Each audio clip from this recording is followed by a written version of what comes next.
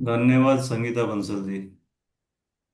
तीन षटक में 18 अध्यायों को बांटा हुआ है। पहला षटक है कर्मयोग षटक, जिसमें अध्याय संख्या 1 से 6 तक आते हैं। हमने इसी कर्मयोग षटक के अध्याय प्रथम का प्रारंभ किया था पिछली क्लास में। कर्मयोग षटक है, इसका तात्पर्य इस बात से कहीं कभी नहीं लिया जाए कि इसमें कर्मयोग के अलावा अन्य कोई बात आएगी ही नहीं। कर्मयोग षटक भले ही है, मगर उसका तात्पर्य ये है कि इस इन 6 अध्यायों में प्रधान विषय जो है वो कर्मयोग रहेगा। साथ में आवश्यकता अनुसार ब्लेंडिंग होती है। सांख्य योग की भी, ज्ञान योग की भी, दोनों लगभग समानार्थी है। भक्ति योग की भी, ध्यान योग भी इसमें आएगा। सभी प्रकार के उपदेश भगवान के आते हैं, मगर प्रमुखता जिसकी है उसी का षटक कहा जाता है। प्रथम अध्याय का नाम वेदव्यास जी महाराज ने अर्जुन विषाद योग दिया है। क्यों? कि इसमें अर्जुन के द्वारा युद्ध भूमि में किए जा रहे विषाद की ही मुख्यता है।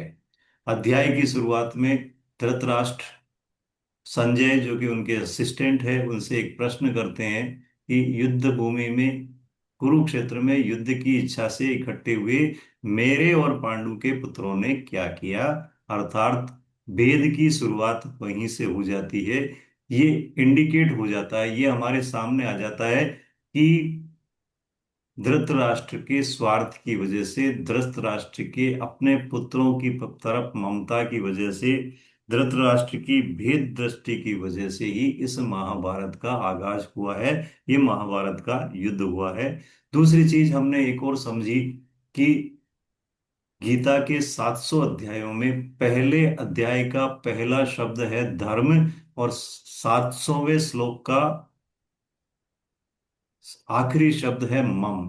अर्थात गीता हमको धर्म मम के बीच की बात बताती है। मेरा धर्म क्या है, इसको पहचानने का उद्देश्य लेके गीता चलती है। और जैसे जैसे हम गीता में आगे बढ़ते जाएंगे, और जो पुराने साधक है उनको पता है कि गीता का धर्म सिर्फ और सिर्फ हमारा जो कर्तव्य कर्म है वो है। कर्तव्य कर्म की भी परिभाषा हम आगे जानेंगे। शॉर्ट में आपको बता देता हूं कि कर्तव्य कर्म वो हैं जो कि हमें अपने जन्म से, किस वर्ण में हमारा जन्म हुआ है, किस आश्रम में हम उस समय इस समय चल रहे हैं, उसके साथ साथ जो दायित्व हमने स्वीकार किए हैं। और यदि हमने समाज सेवा का दायित्व स्वीकार किया तो वो भी हमारे कर्तव्य कर्म में आ जाता है। राजकीय, प्राइवेट, किसी भी प्रकार की नौकरी का दायित्व स्वीकार किया तो वो कर्तव्य कर्म हो गया। बिजनेस हम करते हैं तो उसको सही तरीके से करना वो भी हमारा कर्तव्य कर्म है। पुत्र के रूप में, पिता के रूप में, पति के रूप में, सब रूपों में जो जो भी रूप हमने स्वीकार किए हैं, उन रूपों में कहीं न कहीं हमारा कोई न कोई कर्तव्य निर्धारित हो जाता है। तो ये सारे के सारे जो भी कर्तव्य कर्म है वो सब हमारे धर्म में आते हैं। और ये कुरुक्षेत्र ऐसा क्षेत्र है, धर्म क्षेत्र है, कि जहां पर युद्ध होने पे जिनका भी हानि होगी, जीव हानि होगी, वो सब के सब कल्याण के मार्ग पे आगे बढ़ पाएंगे। इसके बाद दुर्योधन अब पांडवों की सेना का, कौरवों की सेना का वर्णन करते हैं। द्रोणाचार्य को कुछ ऐसी बातें कह करके उनका जो पुराना दुश्मनी है राजा द्रुपद से और उनके पुत्र धृष्टद्युम्न से, उसको याद दिलाने का प्रयास करते हैं। और एक तरह से राजनीति और कूटनीति चलते हुए द्रोणाचार्य को अपने पक्ष में पूर्ण क्षमता से युद्ध वो कर सके पांडवों के विरुद्ध, इस बात का अपनी ओर से पूरा प्रयास करते हैं। द्रोणाचार्य कोई जवाब नहीं देते, तो भीष्म पितामह की चारों तरफ से रक्षा करने के लिए अपने फौजियों, अपने योद्धाओं को कहते हैं। भीष्म पितामह सबसे पहले शंख वादन करते हैं, फिर उनकी सेना के बाकी लोग भेरी, नगाड़े आदि का वादन करते हैं। इसके पश्चात विवरण आया है कि पांडव सेना की तरफ से सबसे पहले भगवान श्री कृष्ण शंख बजाते हैं। क्यों भगवान श्री कृष्ण बजाएंगे, जबकि राजा, उनके लीडर हैं, नायक हैं युधिष्ठिर जी, और इस समय सात अक्षौहिणी सेना के सेनापति हैं धृष्टद्युम्न। तो वरिष्ठ जो भी हैं वो नहीं बजा करके भगवान श्री कृष्ण बजाते हैं। इसका तात्पर्य सीधा सीधा यही है कि भगवान कहाँ भी रहे, किसी भी रोल में रहे, उनका महत्व कभी कम नहीं हो सकता।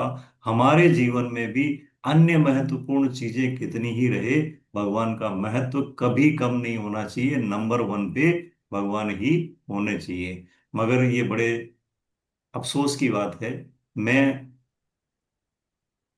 बहुत प्रयास करता हूं कि कभी आप शब्द का उपयोग नहीं करूं। मैं कोशिश करता हूं कि हम शब्द का ही उपयोग करें। हमारी प्राथमिकताओं में भगवान अभी भी बहुत बाद में आते हैं। ये कटु सत्य है जो हम स्वीकार करेंगे तो हम भगवान को हमारी प्राथमिकता सूची में नंबर वन पे ला पाएंगे। अभी हमारी प्राथमिकताओं में कई सारी चीजें हैं। भगवान से संबंध रखना प्रथम प्राथमिकता होनी चाहिए। मैं नहीं कह रहा कि हमारी प्राथमिकताएं कौन कौन सी है, ये इसका आकलन हम सबको अपने आप करना है। इसके पश्चात शंख वादन हो जाता है। अर्जुन पूरी तरह से युद्ध करने के लिए तत्पर हैं। तभी वो भगवान से निवेदन करें या आज्ञा देते हैं कि इस रथ को युद्ध भूमि के मध्य में आप ले चलिए।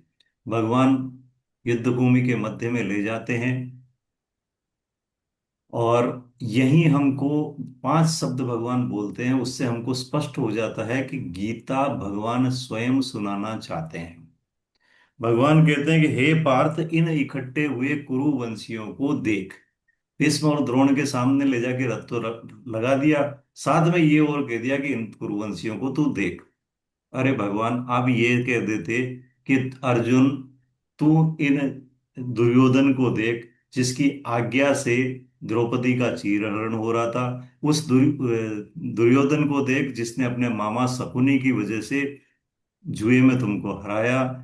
या उस दुर्योधन को देख जिसने तेरे भाई को विष दिया। उस दुर्योधन को देख, इन कौरवों को देख जिन्होंने तुम्हें लाक्षागृह में जलाने की कोशिश की। अगर ये सारे वचन भगवान बोलते उस समय, तो निश्चित रूप से अर्जुन तुरंत युद्ध के लिए तैयार हो जाते। किंतु भगवान को पता है कि आज नहीं तो युद्ध के दौरान भी जब ये भीष्म पितामह के सामने पड़ेगा या गुरु द्रोण के सामने पड़ेगा, इसके मन में कोई न कोई कमजोरी आ सकती है। और बीच युद्ध में अगर इसका मोह जागृत हुआ तो बहुत बड़ा नुकसान हो सकता है। और नुकसान पांडव सेना का नहीं होगा, नुकसान होगा धर्म का। क्यों? कि ये धर्म, ये जो युद्ध है कोई राज्य के लिए नहीं है, अधर्म के विरुद्ध धर्म की स्थापना के लिए युद्ध किया जा रहा है। तो इन शब्दों से अर्जुन के मुंह में, के मन में मोह उत्पन्न हो जाता है। सामने जो खड़े हैं गुरुजन, पितामह वगैरह, वो उनको शरीरों के रूप में नजर आने लग जाते हैं। और अर्जुन को लगता है कि मैं राज्य की प्राप्ति के लिए इन शरीरों का नुकसान कैसे कर सकता हूं। फिर उसके अलग अलग वो तर्क देने लग जाते हैं। और इसके बाद अगले श्लोक पे हम आते हैं कि आगे वो अर्जुन हमारे सामने क्या रखना चाहते हैं। 27 श्लोक तक ही हुआ था या 30वां हो गया था?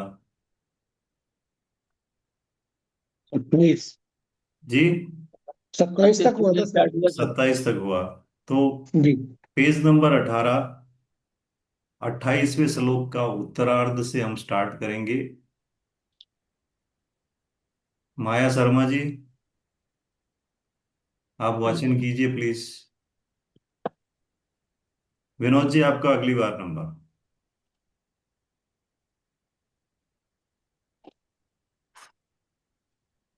हरे कृष्णा सर। हरे कृष्ण। सर ये उत्तरार्ध से करना है ना?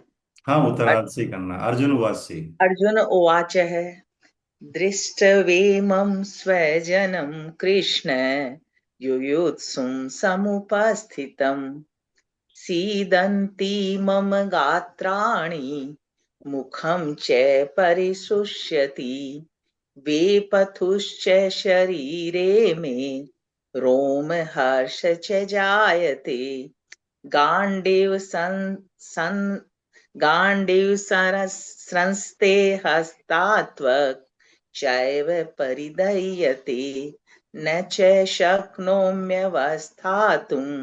भ्रमतीव च मे मनः। हरे कृष्ण सर।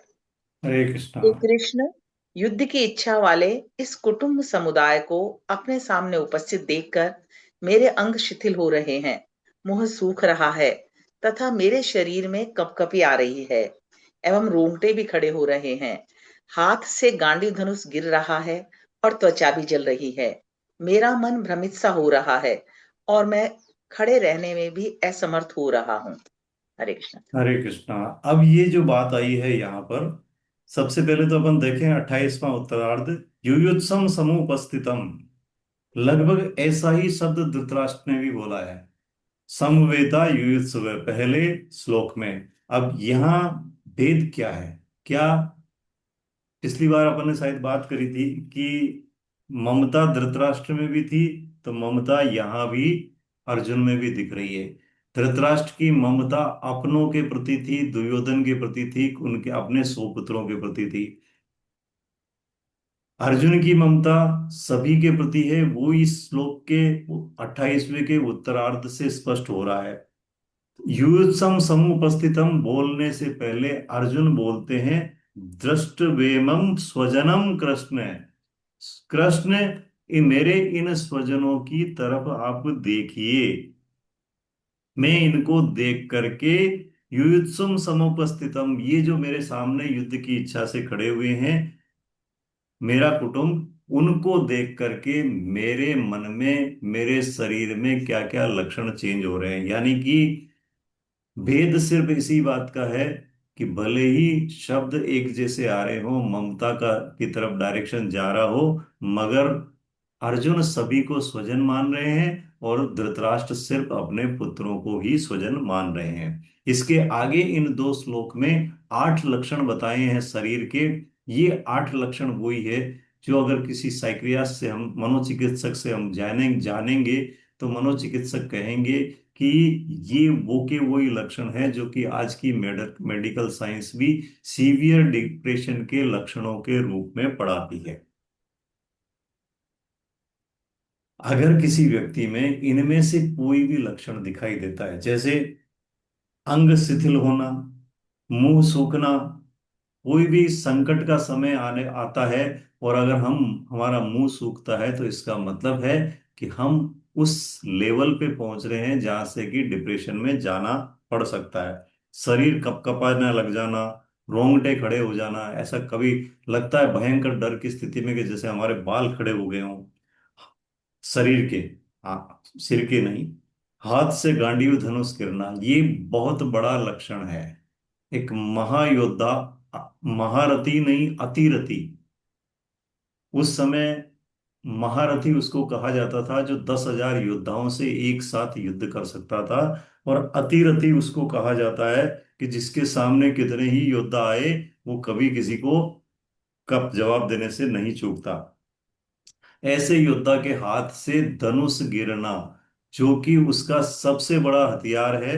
अर्जुन के लिए अगर कोई पूछा जाए कि उसका सबसे पसंदीदा हथियार कौन सा था, तो हर व्यक्ति के मुंह से यही निकलेगा कि अर्जुन सर्वश्रेष्ठ धनुर्धर कहा जाता है। उसके हाथ से गांडीव धनुष गिर रहा है, यानी कि सीवियर डिप्रेशन की अवस्था में अर्जुन पहुंच चुका है।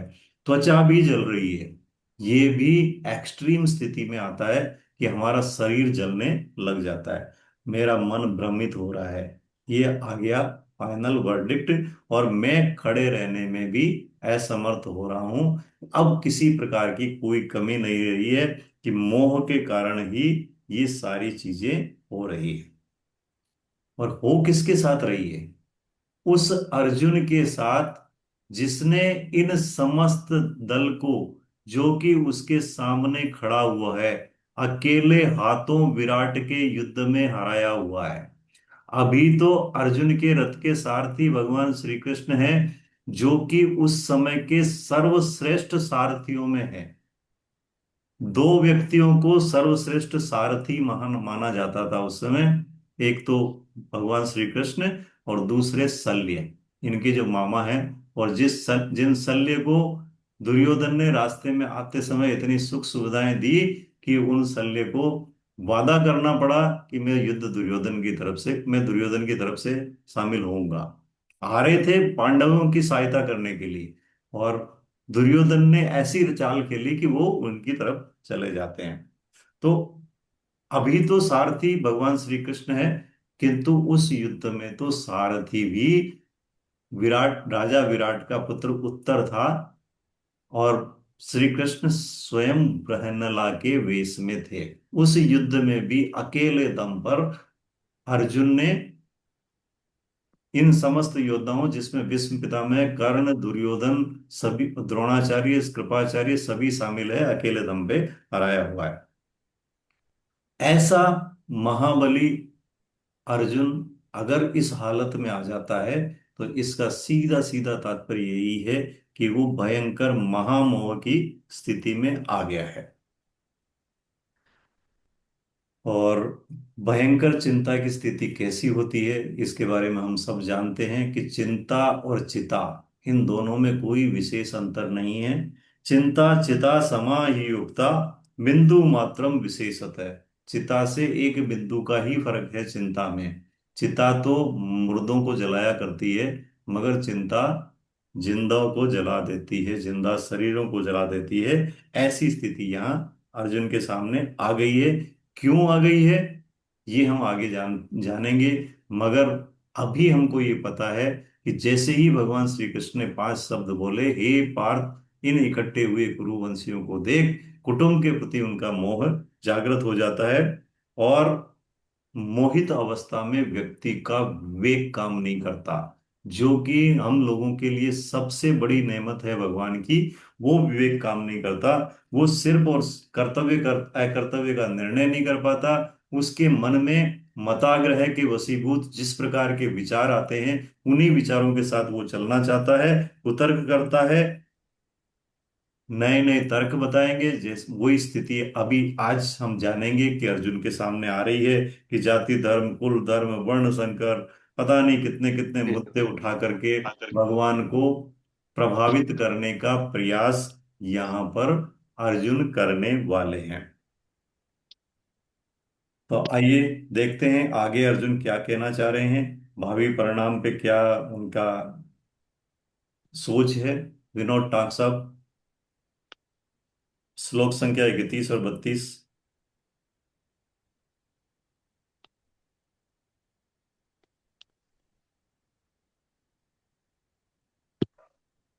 विनोद जी, आई थिंक अभी आप अनम्यूट नहीं हुए हैं।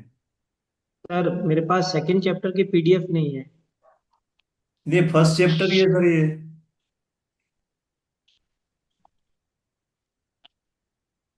अभी अपन ने तो सेकंड चैप्टर में एंट्री की नहीं है।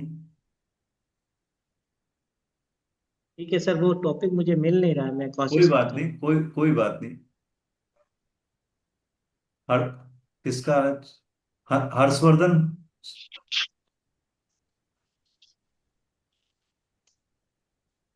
निमित्तानि च पश्यामि विपरीतानि केशव, न च श्रेयो अनुपश्यामि हत्वा स्वजनमाहवे। न काङ्गे विजयं कृष्ण, न च राज्यं सुखानि च, किन्नो राज्येन गोविन्द, किं भोगे जीवितेन वा। हे केशव, मैं लक्षणों शकुनों को विपरीत देख रहा हूं, और युद्ध में स्वजनों को मारकर श्रेय लाभ भी नहीं देख रहा हूं। हे कृष्ण, मैं न तो विजय चाहता हूं, न राज्य चाहता हूं, और न सुखों को ही चाहता हूं। हे गोविंद, हम लोगों को राज्य से क्या लाभ, भोगों से क्या लाभ, अथवा जीने से भी क्या लाभ। हरे कृष्ण। हरे कृष्णा।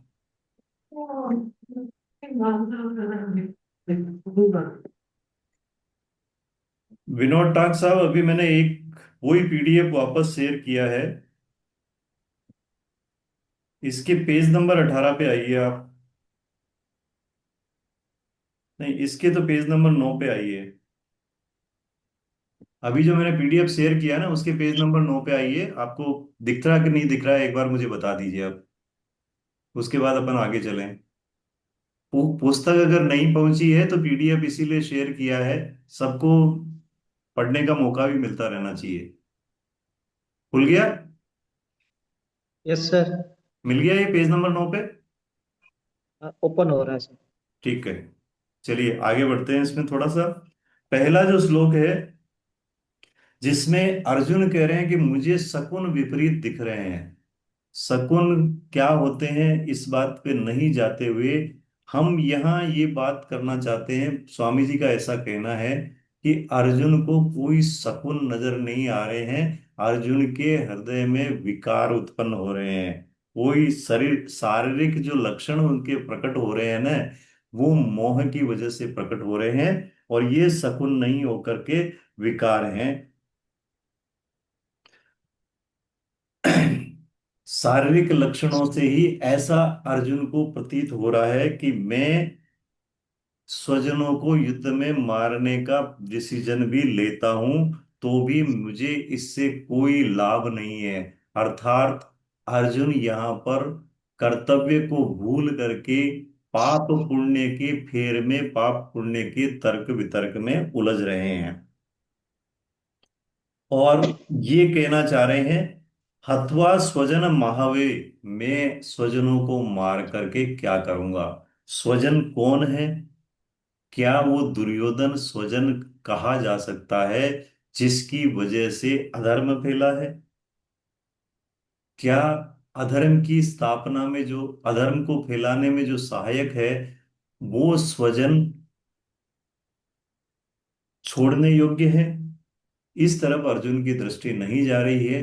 अर्जुन को ऐसा लग रहा है कि मैं अहिंसक हो रहा हूं, अहिंसा के रास्ते पर चल के मैं धर्म का पालन कर रहा हूं, मगर मोहित अवस्था होने की वजह से अहिंसा रूपी धर्म का पालन करने के फेर में अर्जुन को ये नजर नहीं आ रहा है कि क्षत्रिय होने के नाते मेरा कर्तव्य कर्म क्या है। हिंसा को त्यागना अच्छी बात है, मगर ये चीजें सापेक्ष है।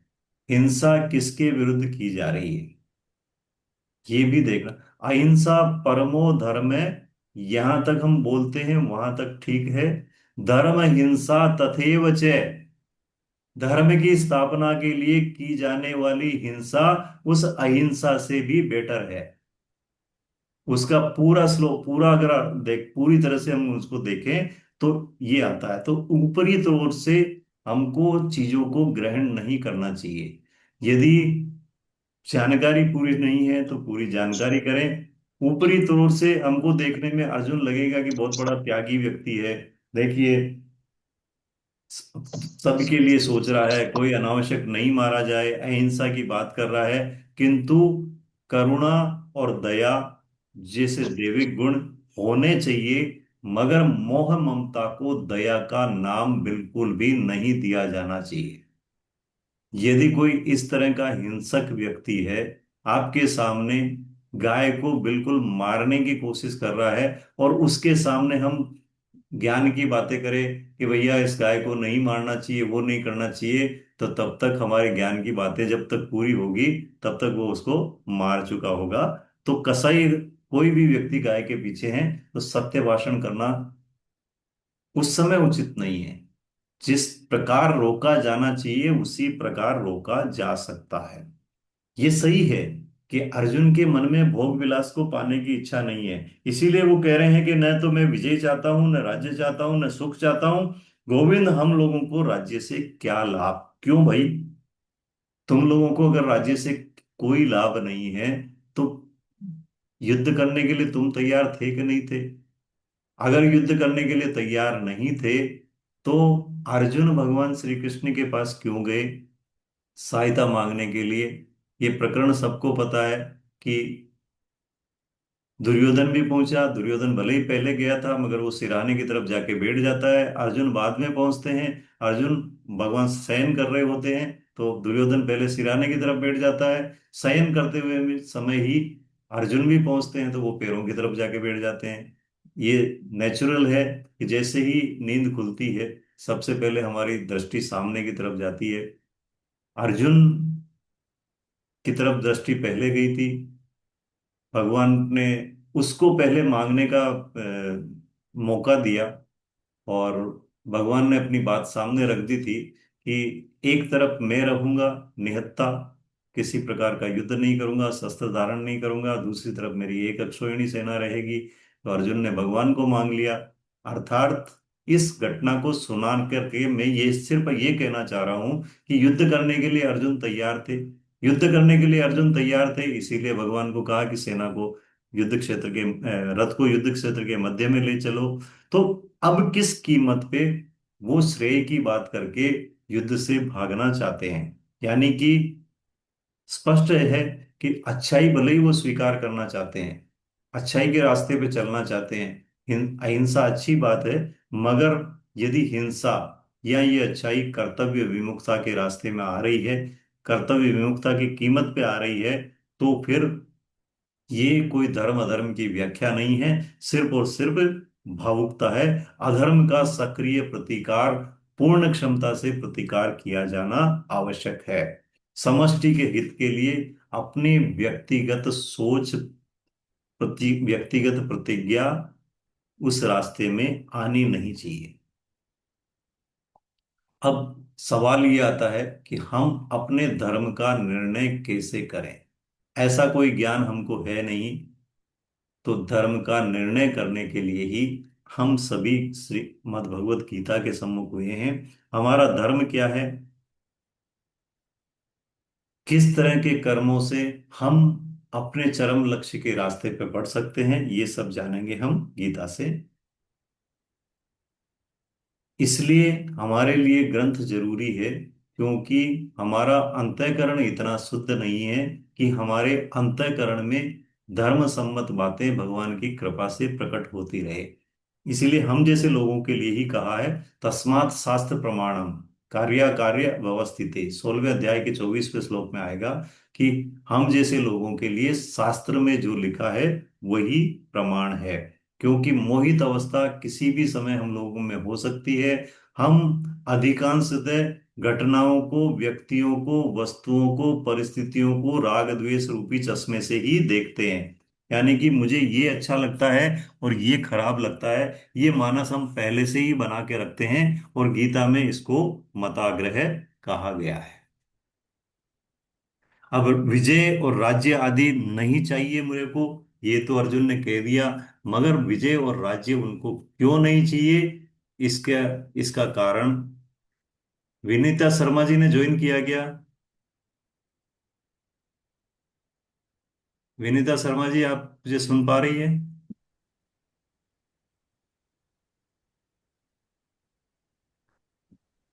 गायत्री जी बसेर।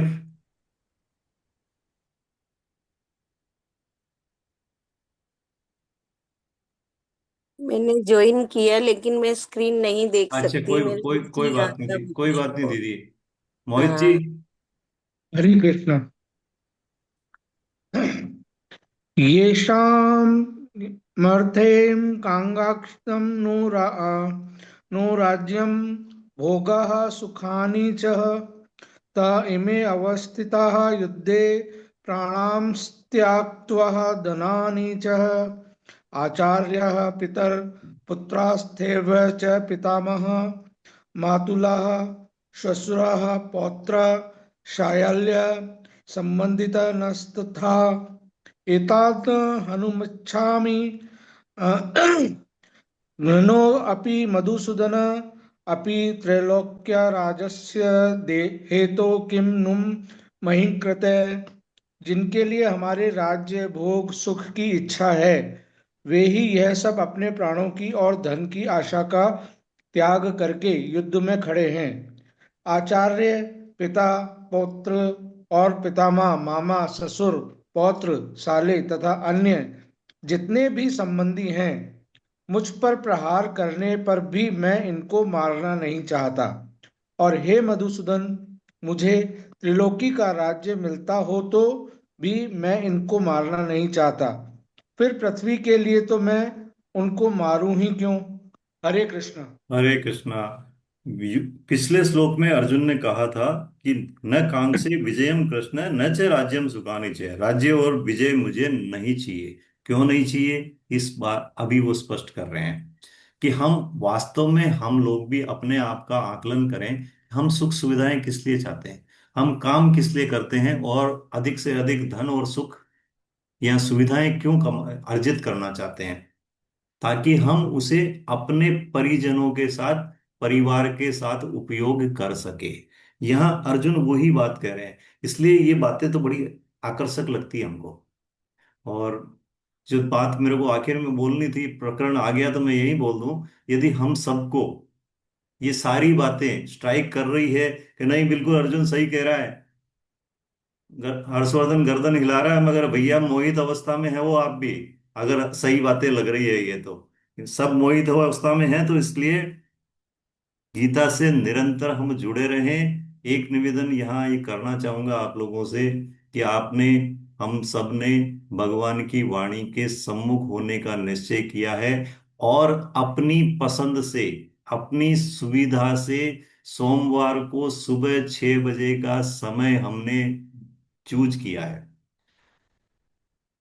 अब कार्य कार्य व्यवस्थिते तस्मात् शास्त्र प्रमाणम, यानी कि हमको कर्तव्य और अकर्तव्य की पहचान होनी चाहिए। जैसे ही हमने ये रजिस्ट्रेशन कराया, जैसा कि मैंने अभी थोड़ी देर पहले निवेदन किया था कि हमने जो स्वीकार किया वो भी हमारा कर्तव्य में या धर्म में आ गया है।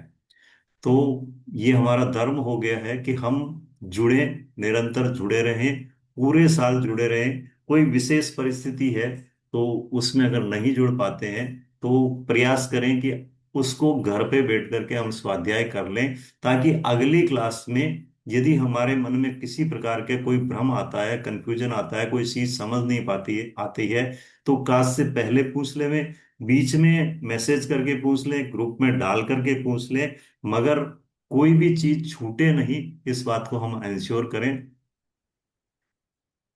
यदि किसी को किसी प्रकार की दिक्कत है, सुबह 6 बजे क्लास अटेंड कर पाने में, किसी के कहने से ज्वाइन कर लिया, सुबह की दिक्कत है, तो आप मुझे सीधे सीधे बता सकते हैं, मैं किसी दूसरे ग्रुप में आपको जुड़वा दूंगा, ट्रांसफर भी पॉसिबल है। किंतु करबद्ध मेरा आपसे निवेदन है कि जिसने भी आपको जोड़ा है, चाहे आप स्वयं जुड़े हो या किसी के प्रयास से जुड़े हो, उन प्रयासों को डाउन मत होने दीजिए।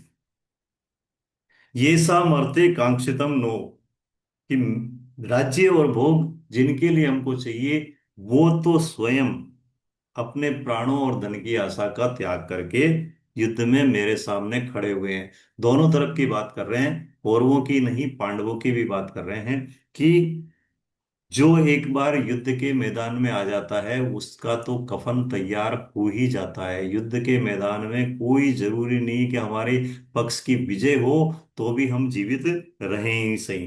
तो अर्जुन का कहना यही है कि वो सभी जिनके साथ हम इस राज्य को भोगना चाहेंगे, चाहे वो आचार्य हो, चाहे हमारे पितामह हो, चाहे पुत्र हो, चाहे मित्र हो, चाहे मामा हो, चाहे भांजा हो, चाहे ससुर हो, वो सारे के सारे ही यहाँ मौजूद हैं।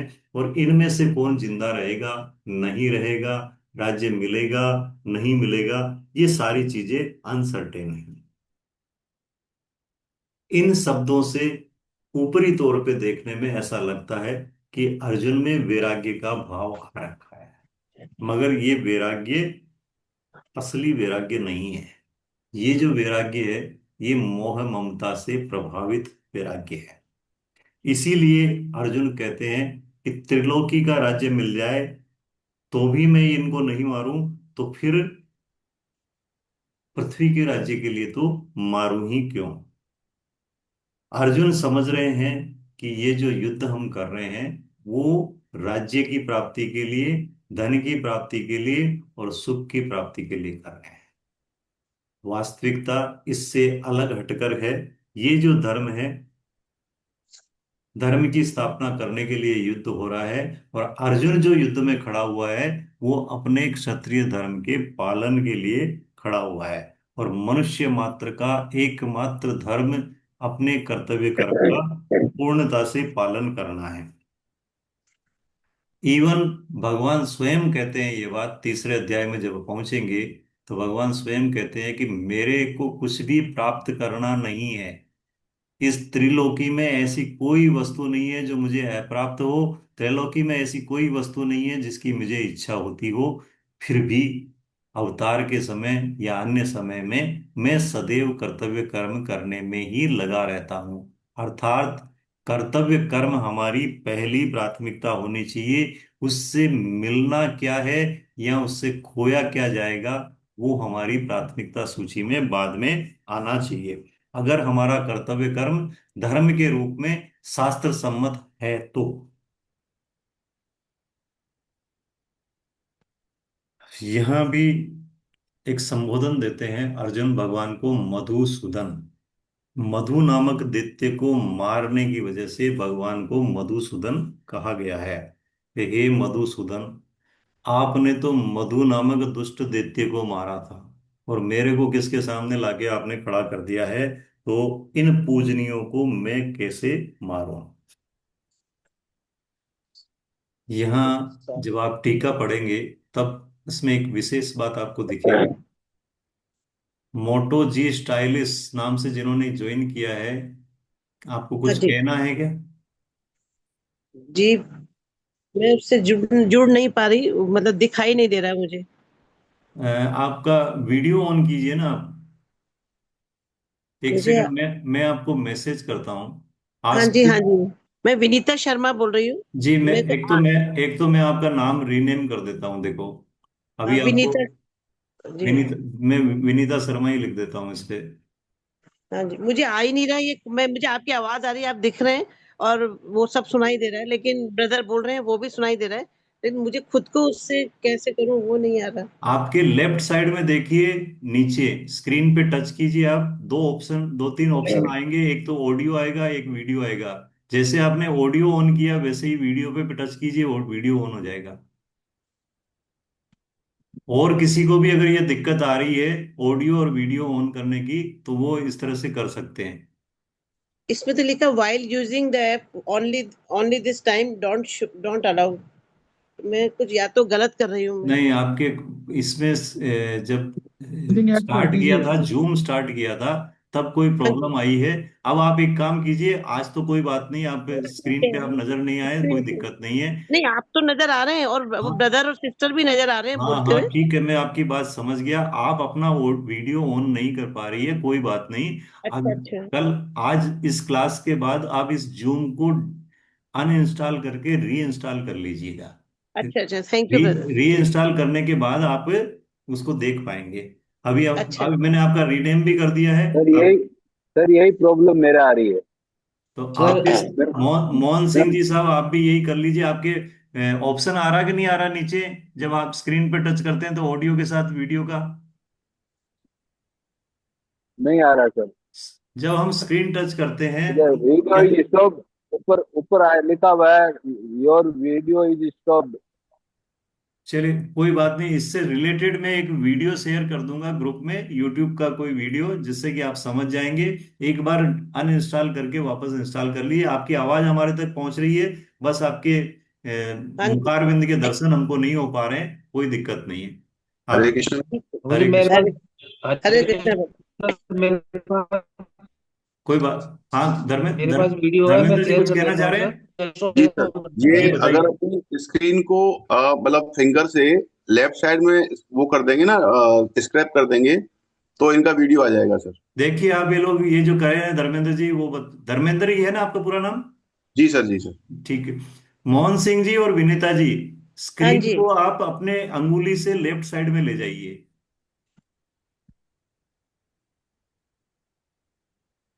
अगर फायदा हुआ तो ठीक है, नहीं तो एक बार अनइंस्टॉल कर लीजिए, और मैं एक वीडियो जरूर शेयर कर दूंगा इसमें। हाँ, मैं आज आपका सिर्फ सुनूंगी, वो टाइम मेरे को चल लगेगा बेकार जाएगा जी। चलिए ठीक है, कोई बात नहीं है।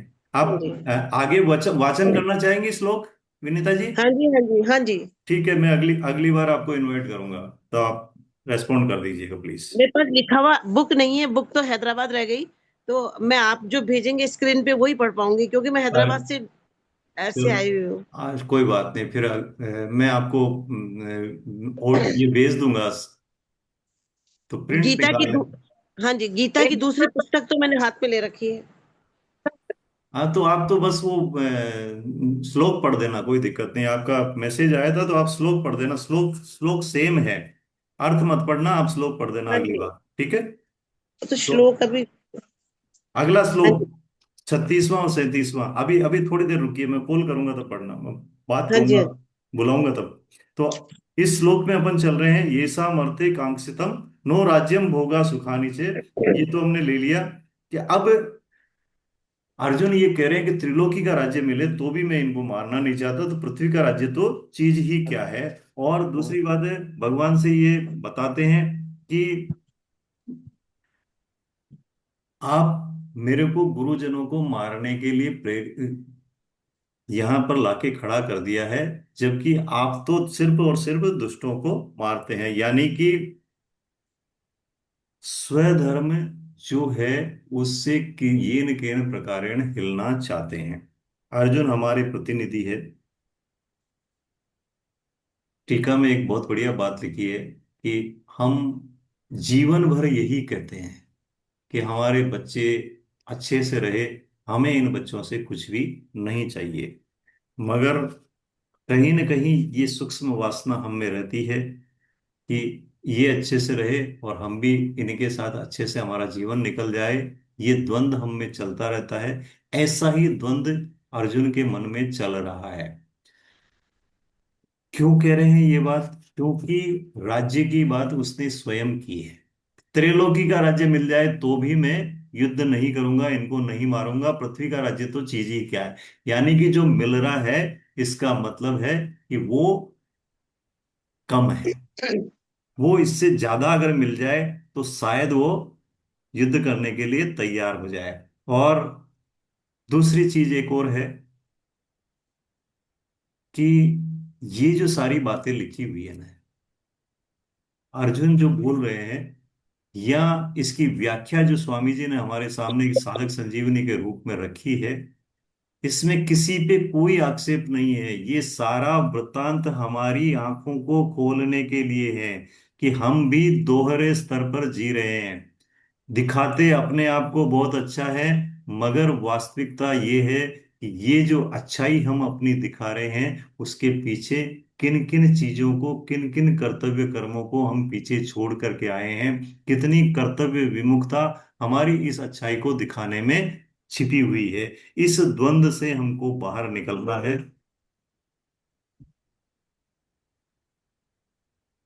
हरे कृष्णा।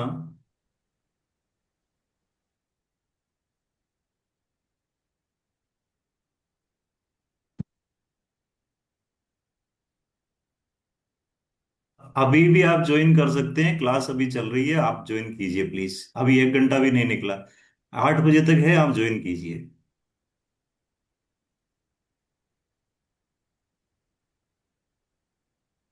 हमें भी अपने आप को चेक करना है कि हम द्विस्तरों पे तो नहीं जी रहे हैं, कहीं द्वंद्व हमारे दुखों का कारण तो नहीं है। हम अपने आप को जैसा दिखा रहे हैं वैसे है नहीं, और फेक दिखाने के चक्कर में कहीं हम दुखों को अपने आप तो आमंत्रित नहीं कर रहे हैं। विनीता शर्मा जी, हाँ जी। हाँ जी सर। 36 और 37 नंबर श्लोक का वाचन कर दीजिए आप। निहत्य धात राष्ट्रांत से। मेरे यहाँ तो पापमेव आश्रय, ये है पापमेव आश्रयेत अस्मान् हत्वा एतान् आततायिनं तस्मात् अर्हा वयम हंतुम, ये वाला है भाई साहब। 36 पे, ये 36 पे ये लिखा हुआ है। अरे, इसकी पहली लाइन देखिए ना, पाप मेवाश्रये देशमान, तो हाँ सेकंड जी। लाइन है 36 की। नियत्य धात राष्ट्रान, इससे ऊपर देखिए।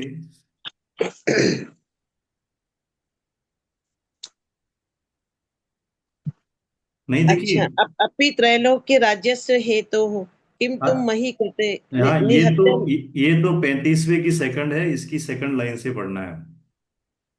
नियत्य धात राष्ट्रान से पढ़ना है माधव तक। निहत्य।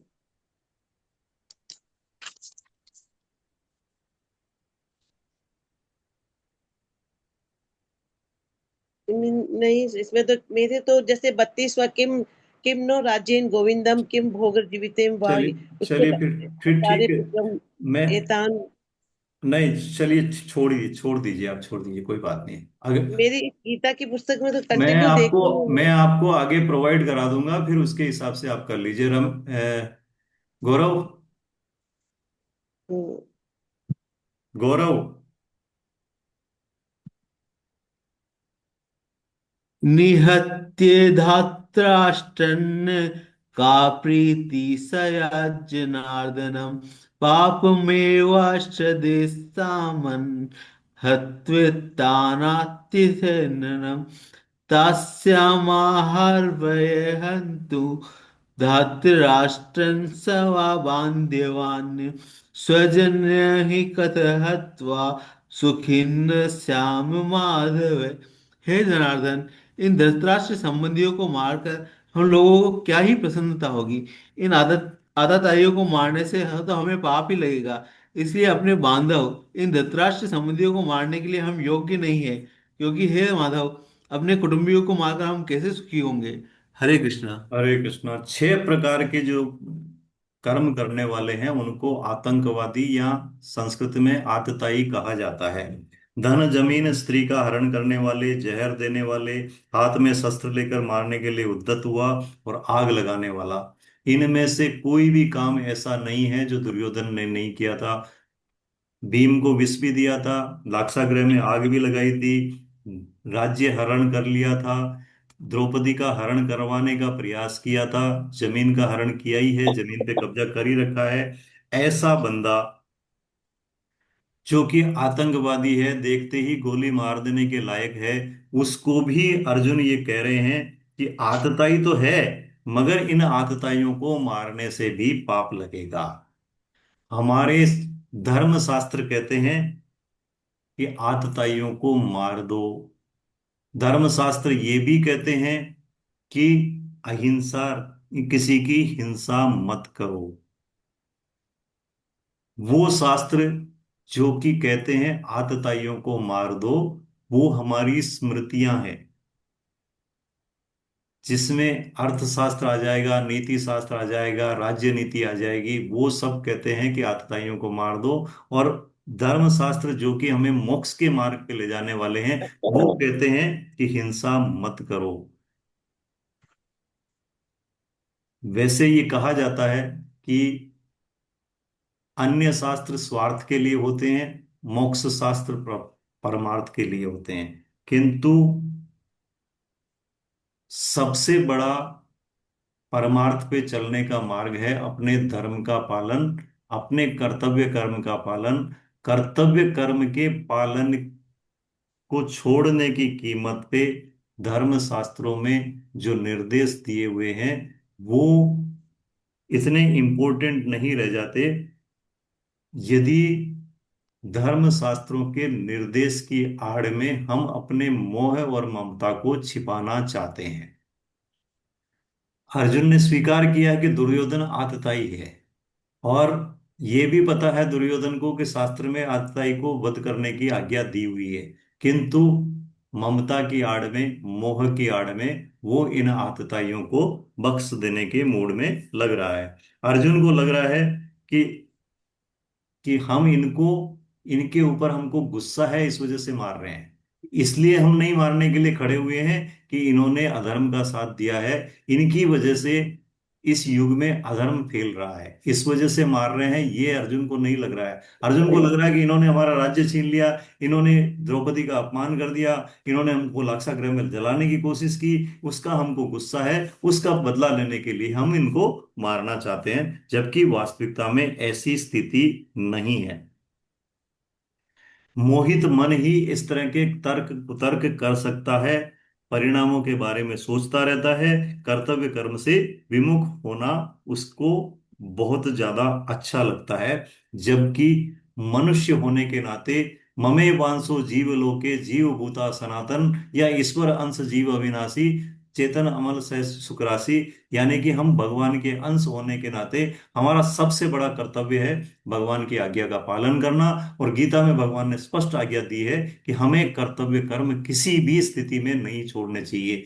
कर्म योग का जो बहुत बढ़िया अध्याय है, तीसरा अध्याय, उसमें भगवान स्पष्ट रूप से कहेंगे कि किसी भी स्थिति में बिना कर्म किए तो आदमी एक क्षण भी नहीं रह सकता। जगत के जो जितने भी दुख सुख हैं वो सारी के सारी हमारी अपेक्षाओं से ही हैं। और दुख और सुख वास्तविकता में कुछ भी नहीं है, ये सापेक्ष चीजें हैं। परिस्थितियां आती है, जिसको हम कैसे रिएक्ट करते हैं उससे ये प्रभावित होते हैं। अब जिनको स्वजन मान करके मारना नहीं चाहते अर्जुन, दुर्योधन वगैरह और उनके पक्ष में खड़े हुए लोग कुरुवंशी हैं, वो स्वजन हैं, उनको मारना नहीं चाहते, तो क्या जो दुर्योधन अर्जुन का स्वजन है वो ही अर्जुन दुर्योधन का स्वजन नहीं है? अगर वंश एक है तो एक दूसरे का स्वजन है तो दूसरा भी पहले का स्वजन होना चाहिए। उसके लिए दुर्योधन फिर भी इन स्वजनों को मारने के लिए पूरी तरह से तैयार खड़ा हुआ है। तो अर्जुन इसके लिए क्या तर्क देते हैं, आइए देखते हैं अगले श्लोक में। अरुण आचार्य जी।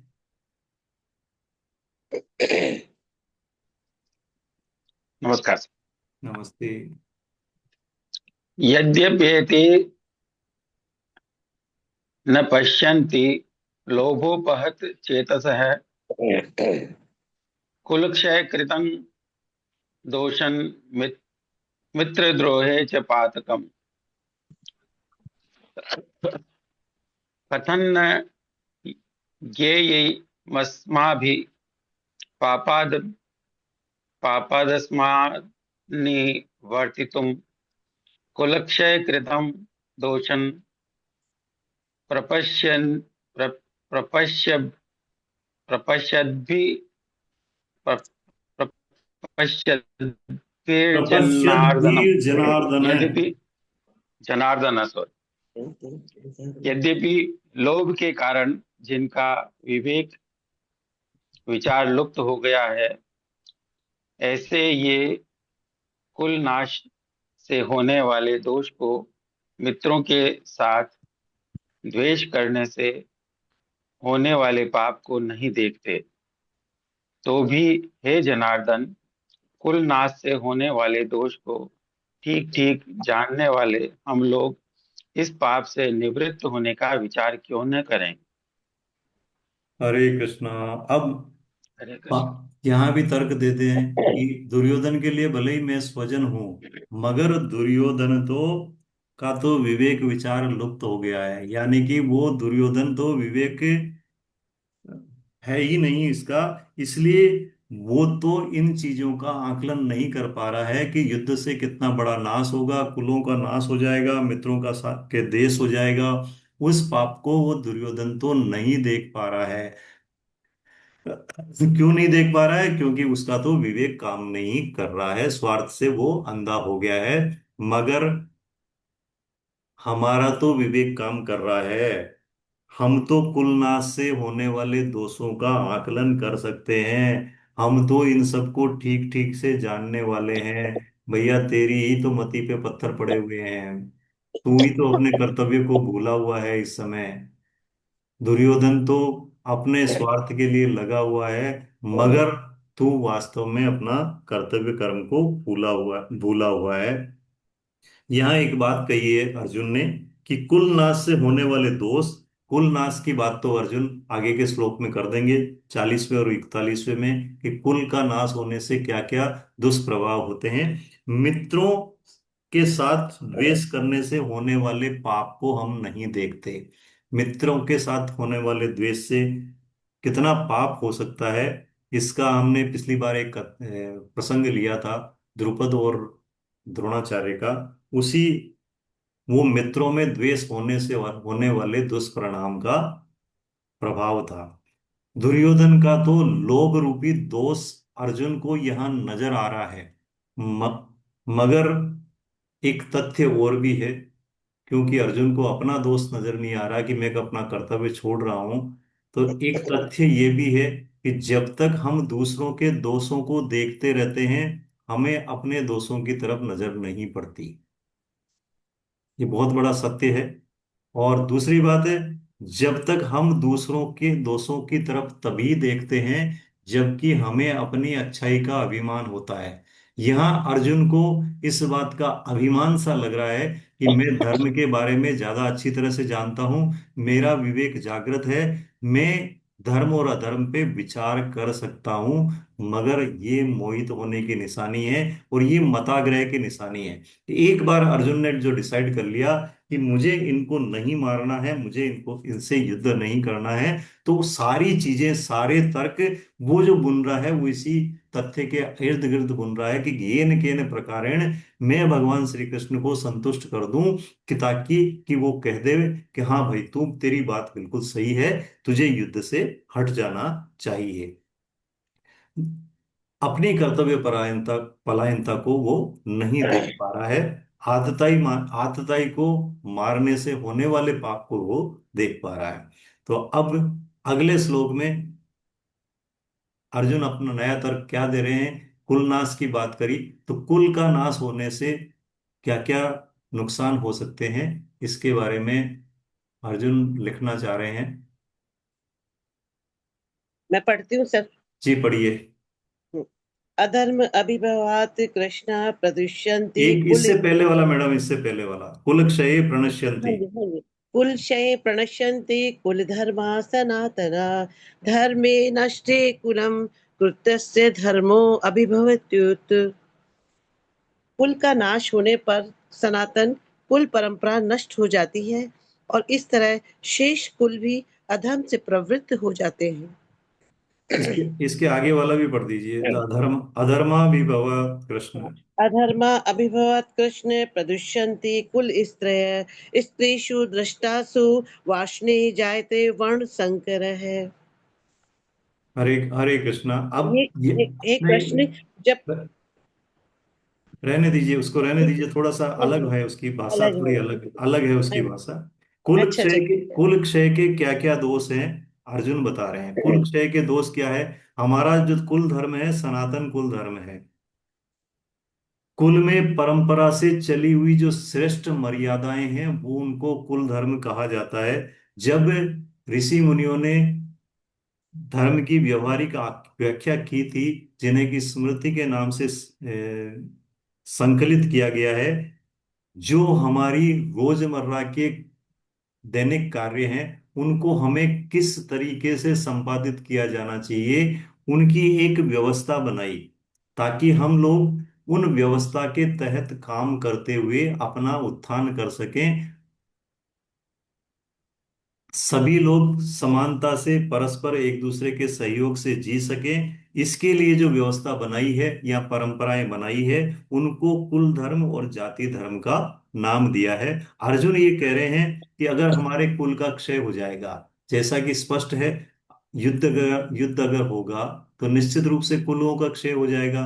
लगभग सभी पांचों पांडव भी खड़े हैं, 100 के 100 भाई कौरव भी खड़े हैं, और अन्य वंश जो हैं उनमें भी सारे के सारे पुरुष युद्ध के मैदान में खड़े हुए हैं। यदि इतना भयंकर युद्ध होता है कि सबके सब का संहार हो जाता, तो एक पूरे के पूरा कुल नष्ट हो सकता है। इसी वजह से अर्जुन यहाँ बताना चाह रहे हैं कि धर्म का नाश हो जाएगा तो बचे हुए संपूर्ण कुल को भी अधर्म दबा लेगा।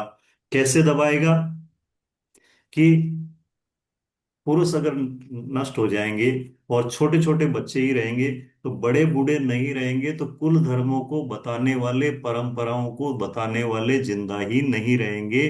तो फिर उस कुल का सदाचार सुरक्षित कैसे रह पाएगा।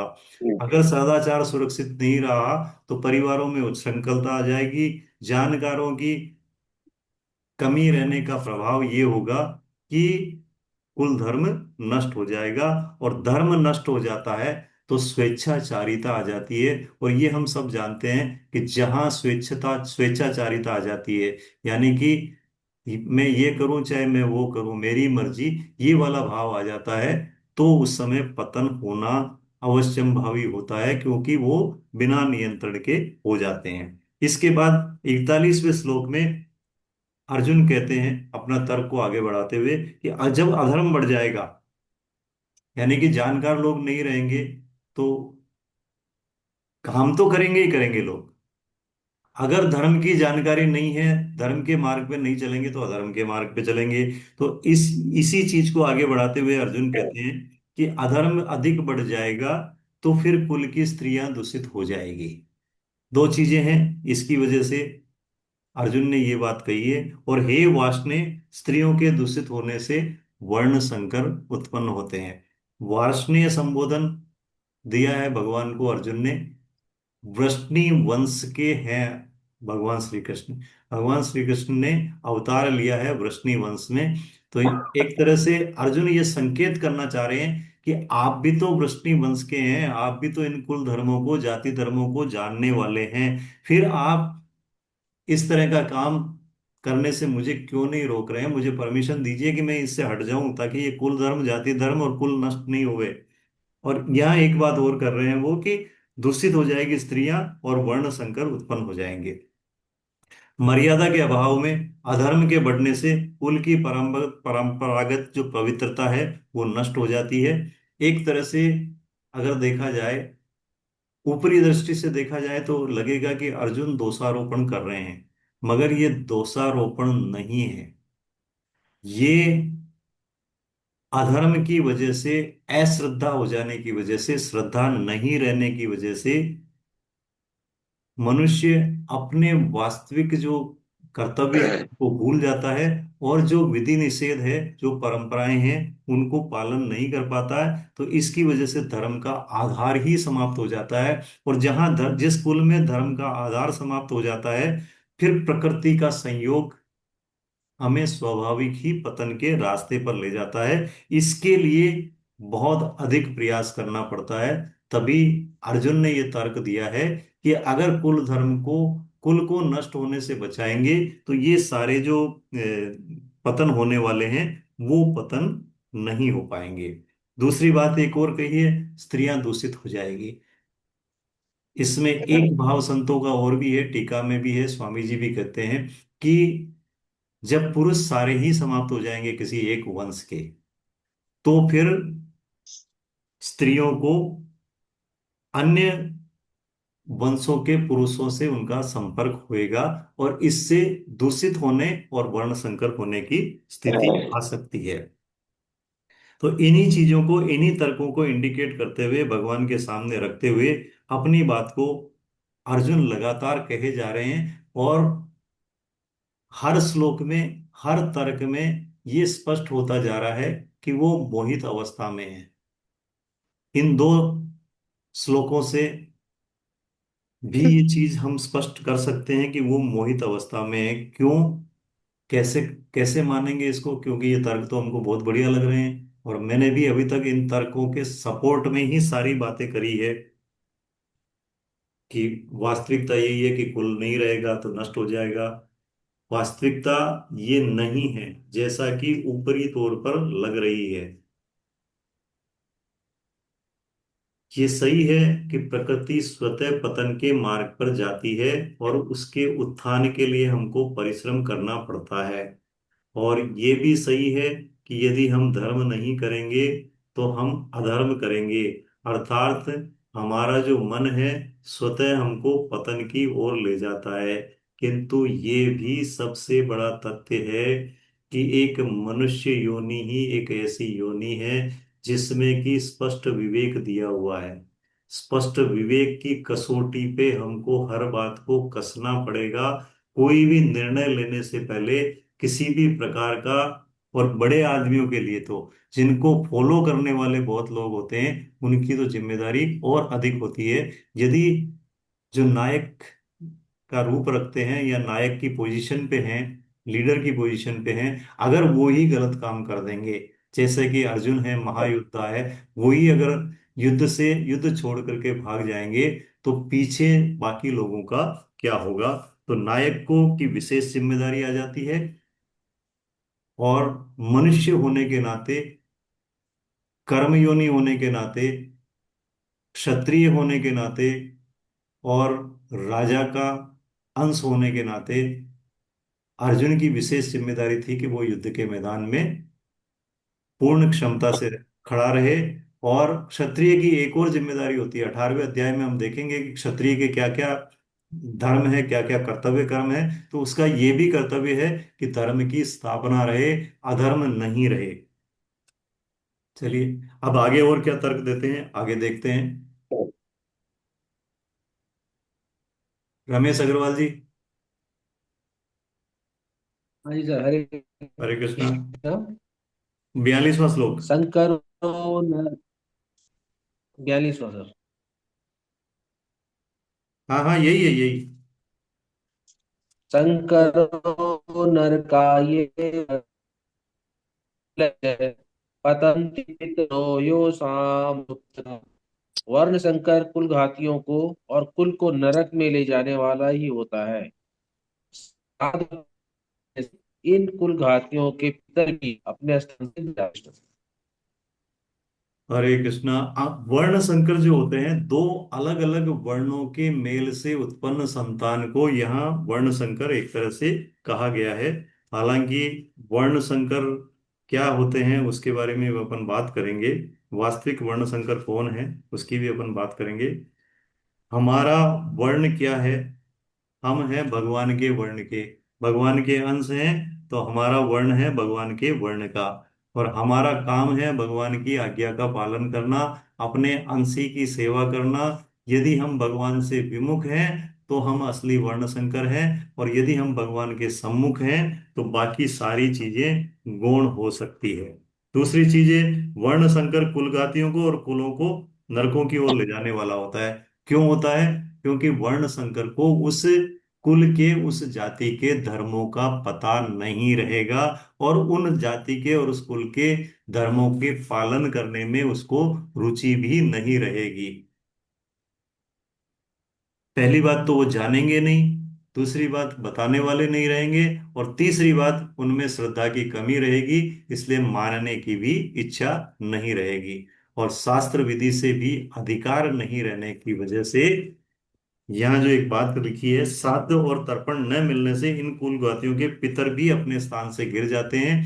उसके लिए स्वामी जी कहते हैं कि शास्त्र विधि से ऐसे वर्ण संकर को अपने पितरों को तर्पण करने का अधिकार नहीं दिया गया है। इस वजह से पितरों को तर्पण नहीं मिलने से पितरों के गिरने की संभावना रहती है। साथ में एक तथ्य और भी है, यहां मैं आपसे एक निवेदन करूंगा कि ये लुप्त पिंडोदक क्रिया और इसके बारे में जो कुछ पेज नंबर 22 और पे जो विवरण दिया है, इसको आप ध्यान से एक एक शब्द को पढ़ें। इनमें कोई कंफ्यूजन हो तो अगली क्लास में हम इस कंफ्यूजन को दूर करने का प्रयास करेंगे, मगर इसको बहुत ज्यादा डिटेल में मैं यहाँ पर ले नहीं रहा हूं। बस सिर्फ इतनी सी बात कहना चाहता हूं कि श्राद्ध और तर्पण न मिलने से इन कुलवातियों के पितर अपने स्थान से क्यों गिर जाते हैं, क्योंकि इन दोनों चीजों से उसको अधिकार नहीं होने से उसको वो स्वीकार भी नहीं करेंगे, और हो सकता है इनकी करने में रुचि भी नहीं रहेगी। भागवतम के कुछ साधक इस ग्रुप में जुड़े हुए हैं। पहले ही अध्याय में, पहले ही अध्याय में नहीं, महात्म्य में ये बात आती है कि पितर, किसी भी वंश के किसी भी व्यक्ति ने यदि अपने आप को अपने कल्याण के मार्ग पे चला दिया, भगवान के सम्मुख हो गया, गीता भागवत का उसके घर में नित्य प्रति एकाद श्लोक का भी पाठ होता है, तो उनके पितर बहुत प्रसन्न रहते हैं। भगवत नाम सुनाने, गीता सुनाने से पितरों को जितनी खुशी मिलती है उतनी खुशी श्राद्ध तर्पण से भी नहीं मिलती। और जो पूरी तरह से भगवान का हो जाता है, जब प्रहलाद जी के पिता हिरण्यकश्यपु का संहार किया था भगवान ने नरसिंह अवतार लेकर के, तो प्रहलाद जी को वर मांगने के लिए भगवान ने कहा, वरदान मांगने के लिए कहा। तो प्रहलाद जी ने बहुत कहने के बाद एक वरदान मांगा कि आपके भक्त यानी कि मेरे से द्रोह करने के कारण मेरे पिता की जो अवनति हो सकती है, दुर्गति हो सकती है, उससे उनको दूर रखा जाए, उनकी सदगति हो, आप मुझे ये वरदान दीजिए। तो भगवान ये कहते हैं कि जिसके कुल में भगवत भक्त हो जाता है उनकी 21 पीढ़ियां तर जाती है। तो इसलिए अर्जुन के जो ये तर्क हैं, ये मान्य तर्क नहीं है। भगवत भक्त जो हो गया, और भगवत भक्त वही है जो भगवान की आज्ञा का पालन करे, और भगवान की आज्ञा गीता में यही है कि हम अपने कर्तव्य कर्म को निष्काम भाव से, सर्वभूत स्थिरता के भाव से करें। तो ये तर्क भी एक तरह से अर्जुन का चलने लायक नहीं रहता है। अगले अगले तर्क अर्जुन क्या दे रहे हैं, इसको हम देखते हैं। किसने अपना हैंड रेज किया है? राकेश कुमार जी, गोयल साहब। हरिओम सर। जी। हरिओम। अरे, दोषे रतः कुलाग्नाम वर्ण संकर कारके उत्सादन्ते जाति धर्मः कुल धर्माश शाश्वतः उत्सन्कुल धर्माणाम मनुष्याणाम जनार्दन नरके अनियतम वासो भवतिन्य शुश्रूषम। इन वर्ण संकर पैदा करने वाले दोषों से कुल घातियों के सदा से चलते आए कुल धर्म और जाति धर्म नष्ट हो जाते हैं। हे जनार्दन, जिनके कुल धर्म नष्ट हो जाते हैं उन मनुष्यों का बहुत काल तक नरकों में वास होता है, ऐसा हम सुनते आए हैं। हरे कृष्ण। हरे कृष्णा। वर्ण व्यवस्था जो कि हमारे सामने है, 4 वर्ण हैं, क्षत्रिय, वैश्य, ब्राह्मण और शूद्र। ये वर्ण व्यवस्था या जाति व्यवस्था, जाति व्यवस्था तो खैर सनातन की नहीं है, वर्ण व्यवस्था ही है और आश्रम व्यवस्था है। कुछ गुण विशेष को संरक्षित करने के लिए और पूर्व जन्म के कर्मों के अनुसार जैसा हमारा स्वभाव होता है, वैसे ही वर्ण हमको मिलते हैं। और अगर हम वर्ण संकर हम कर देते हैं अपने कर्मों से, तो उन गुणों का संरक्षण में दिक्कत आती है। तो कहा जाता है कि जिस वर्ण व्यवस्था से हमारा जन्म हुआ है, उनके विशेष गुणों का संरक्षण हम करें, उत्तरोत्तर विकास करें। वर्ण और जाति के जो आहार विहार, आचार विचार हैं, परंपराएं हैं, मर्यादाएं हैं, उनका पालन हम करें, और इन्हीं मर्यादाओं और परंपराओं को कुल धर्म और जाति धर्म कहा है। तो अर्जुन कह रहे हैं कि वर्ण संकर पैदा होने वाले करने वाले दोषों से कुल घातियों के, कुल घाती कौन है? जो अपने कुल का नुकसान कर रहा है, यानी कि अर्जुन स्वयं अपने आप को कुल घाती बता रहा है, क्योंकि कौरव वंश का नाश होना अवश्यंभावी था और हुआ भी है। तो कि हम जैसे कुल घातियों के सदा से चलते आए कुल धर्म और जाति धर्म नष्ट हो जाएंगे। और अगर ये कुल धर्म और जाति धर्म नष्ट हो जाएंगे, तो हे जनार्दन, जनार्दन का मतलब है अपने जनों की पीड़ा को सुनने वाले, हे जनार्दन, आप मेरी पीड़ा को सुनिए कि जिनके कुल धर्म नष्ट हो जाते हैं, उन मनुष्यों को बहुत काल तक नरक में वास करना पड़ता है। क्यों नरक में वास करना पड़ता है? क्योंकि वो कुल धर्म को नष्ट करने का दोषी हो गया है, ऐसा अर्जुन कह रहे हैं। मगर अर्जुन यहाँ पर मोह के कारण ये भूल गए हैं कि उन भगवान श्री कृष्ण से मैं ये बात कह रहा हूं कि जो इस युद्ध को रोकने के बहुत सारे प्रयास पहले ही कर चुके हैं।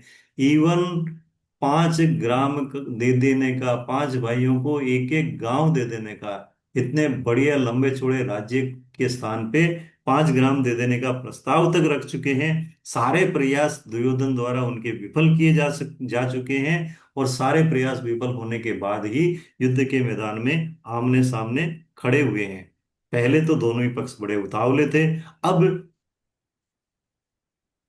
अर्जुन द्वारा जो ये तर्क दिया गया है, उसके सपोर्ट में एक बात और है कि कुल धर्म कहा जाता है शास्त्रों में कि कुल धर्म और जाति धर्म की रक्षा तो यदि प्राण देकर के करनी पड़े तो भी करनी चाहिए। मगर कुल धर्म ये भी है अर्जुन का क्षत्रिय होने के नाते कि युद्ध में कभी पीठ नहीं दिखाई जाए।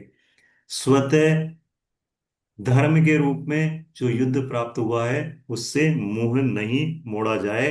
और यदि इससे मुंह मोड़ा गया तो ये स्वेच्छाचारिता होगी, ये शास्त्रों के विरुद्ध बात होगी। इसलिए जो कह रहा है अर्जुन कि नरकों में वास करना पड़ता है? इसका जवाब तो भगवान श्री कृष्ण आगे देंगे, किसी श्लोक में, दूसरे अध्याय में देंगे कि धर्म क्या है और पाप क्या है।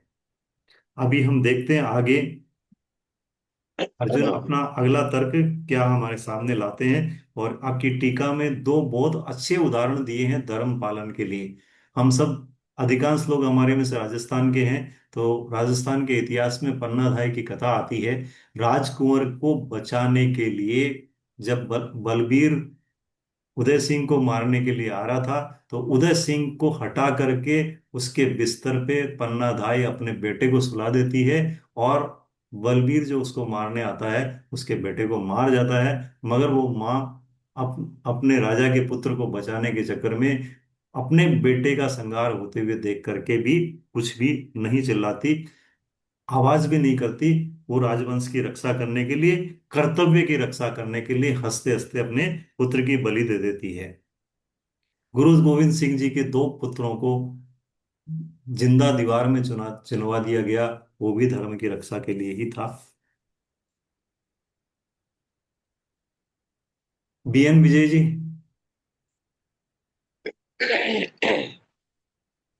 हरे कृष्णा। हरे कृष्णा। अहो बत महत् पापम कर्तुम व्यवसिता वयम यद्राज्ये सुख लोभेन हन्तुम स्वजन मुद्यता यदि माम प्रतीकारे मशस्त्रम शस्त्रपाणये धार्तराष्ट्रारणे हन्युस्तन्मे क्षेमतरम भवेत्। यह बड़े आश्चर्य और खेद की बात है कि हम लोग बड़ा भारी पाप करने का निश्चय कर बैठे हैं, जो कि राज्य और सुख के लोभ से अपने स्वजनों को मारने के लिए तैयार हो गए हैं। अगर ये हाथों में अस्त्र शस्त्र लिए हुए धृतराष्ट्र के पक्षपाती लोग युद्ध भूमि में सामना न करने वाले तथा शस्त्र रहित मुझे मार भी दें तो वह मेरे लिए बड़ा ही हितकारक होगा। अब तो इंतहा हो गई है। इतनी बड़ी बात अर्जुन ने कह दी है, जो कि जिनको अब तक के तर्क सही लग रहे थे उनको भी ये तर्क सही नहीं लगेगा। अच्छा दिखना और आध्यात्मिक होना, दोनों में बहुत बड़ा अंतर है। धर्म की स्थापना जिस युद्ध का मुख्य हेतु है, वो किसी व्यक्तिगत महत्वाकांक्षा के लिए नहीं है, किंतु अर्जुन द्वारा धर्म की स्थापना का जो सबसे बड़ा उद्देश्य है, उसकी अवहेलना करके जाकर के धर्म का अपने अनुसार, अपने मताग्रह के अनुसार, अपने विचारों के अनुसार मतलब निकाल करके पाप पुण्य की व्याख्या की जा रही है। और अर्जुन मोह के कारण दुर्योधन आदि को स्वजन मान करके मारना नहीं चाहता, कुल धर्म की दुहाई दे रहा है। वर्णाश्रम से जो नियत कर्म उसको मिला है युद्ध करना क्षत्रिय होने के नाते, उस युद्ध करने को भी पाप मान रहा है। इसका मतलब है कि पूर्ण रूप से अर्जुन मोह की स्थिति में आ गया है। और मोह एक ऐसा दलदल है कि जिसमें से व्यक्ति बाहरी सहायता के बिना किसी स्थिति में नहीं निकल सकता। आप सब जानते हैं कि दलदल में जो फंस जाता है, जितने हाथ पैर मारता है उतना ही ज्यादा और उलझता है। भगवान श्री कृष्ण आगे अर्जुन के जितने भी प्रश्न उठे हैं, हर प्रश्न का समाधान करेंगे, सही समय पे करेंगे, और ये भी स्पष्ट करेंगे कि पाप किसी क्रिया की वजह से नहीं होता, पाप युद्ध करने की वजह से नहीं होगा, पाप किसी को मारने की वजह से नहीं होगा, पाप किसी का अंग काटने की वजह से नहीं होता। पाप उस क्रिया में के पीछे भाव क्या है और उद्देश्य क्या है उससे होता है।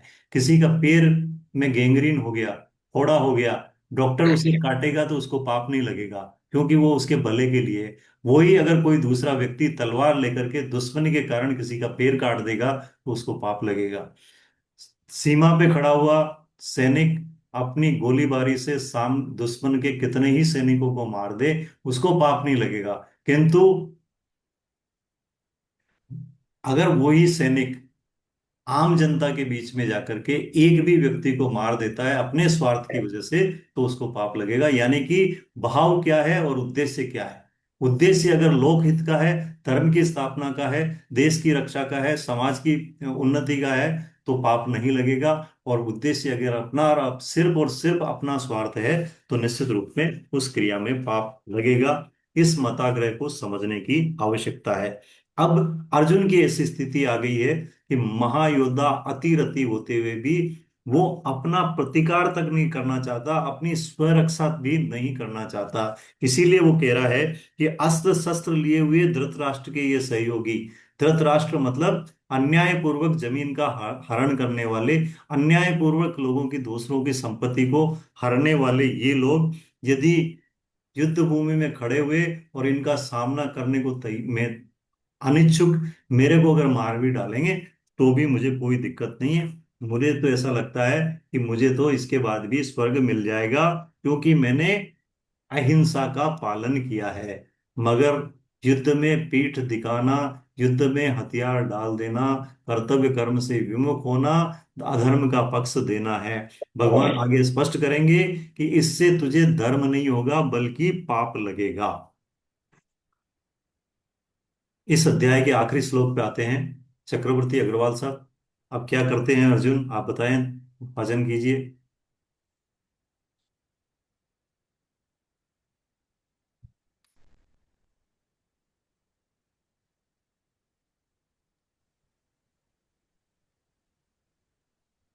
चक्रवर्ती अग्रवाल जी, आवाज नहीं आ रही मेरी आपको?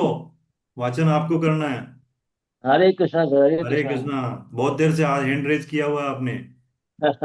संजय उवाच एवमुक्त्वा अर्जुन सांख्ये रथोपस्थे उपाविशत् विसज्य संसरं चापं शोक संविघ्न मानस। ये भी पूरा कर लो क्या सब पुष्पी का? बस ये अर्थ पढ़ दो और कुछ भी नहीं है। हरे कृष्णा, हरे कृष्णा। संजय बोले, ऐसा कहकर शोकाकुल मन अर्जुन वाले बाण सहित धनुष का त्याग करके युद्ध भूमि में रथ के मध्य भाग में बैठ गए। हरे कृष्णा। अब इतने इतने तर्क दे दिए,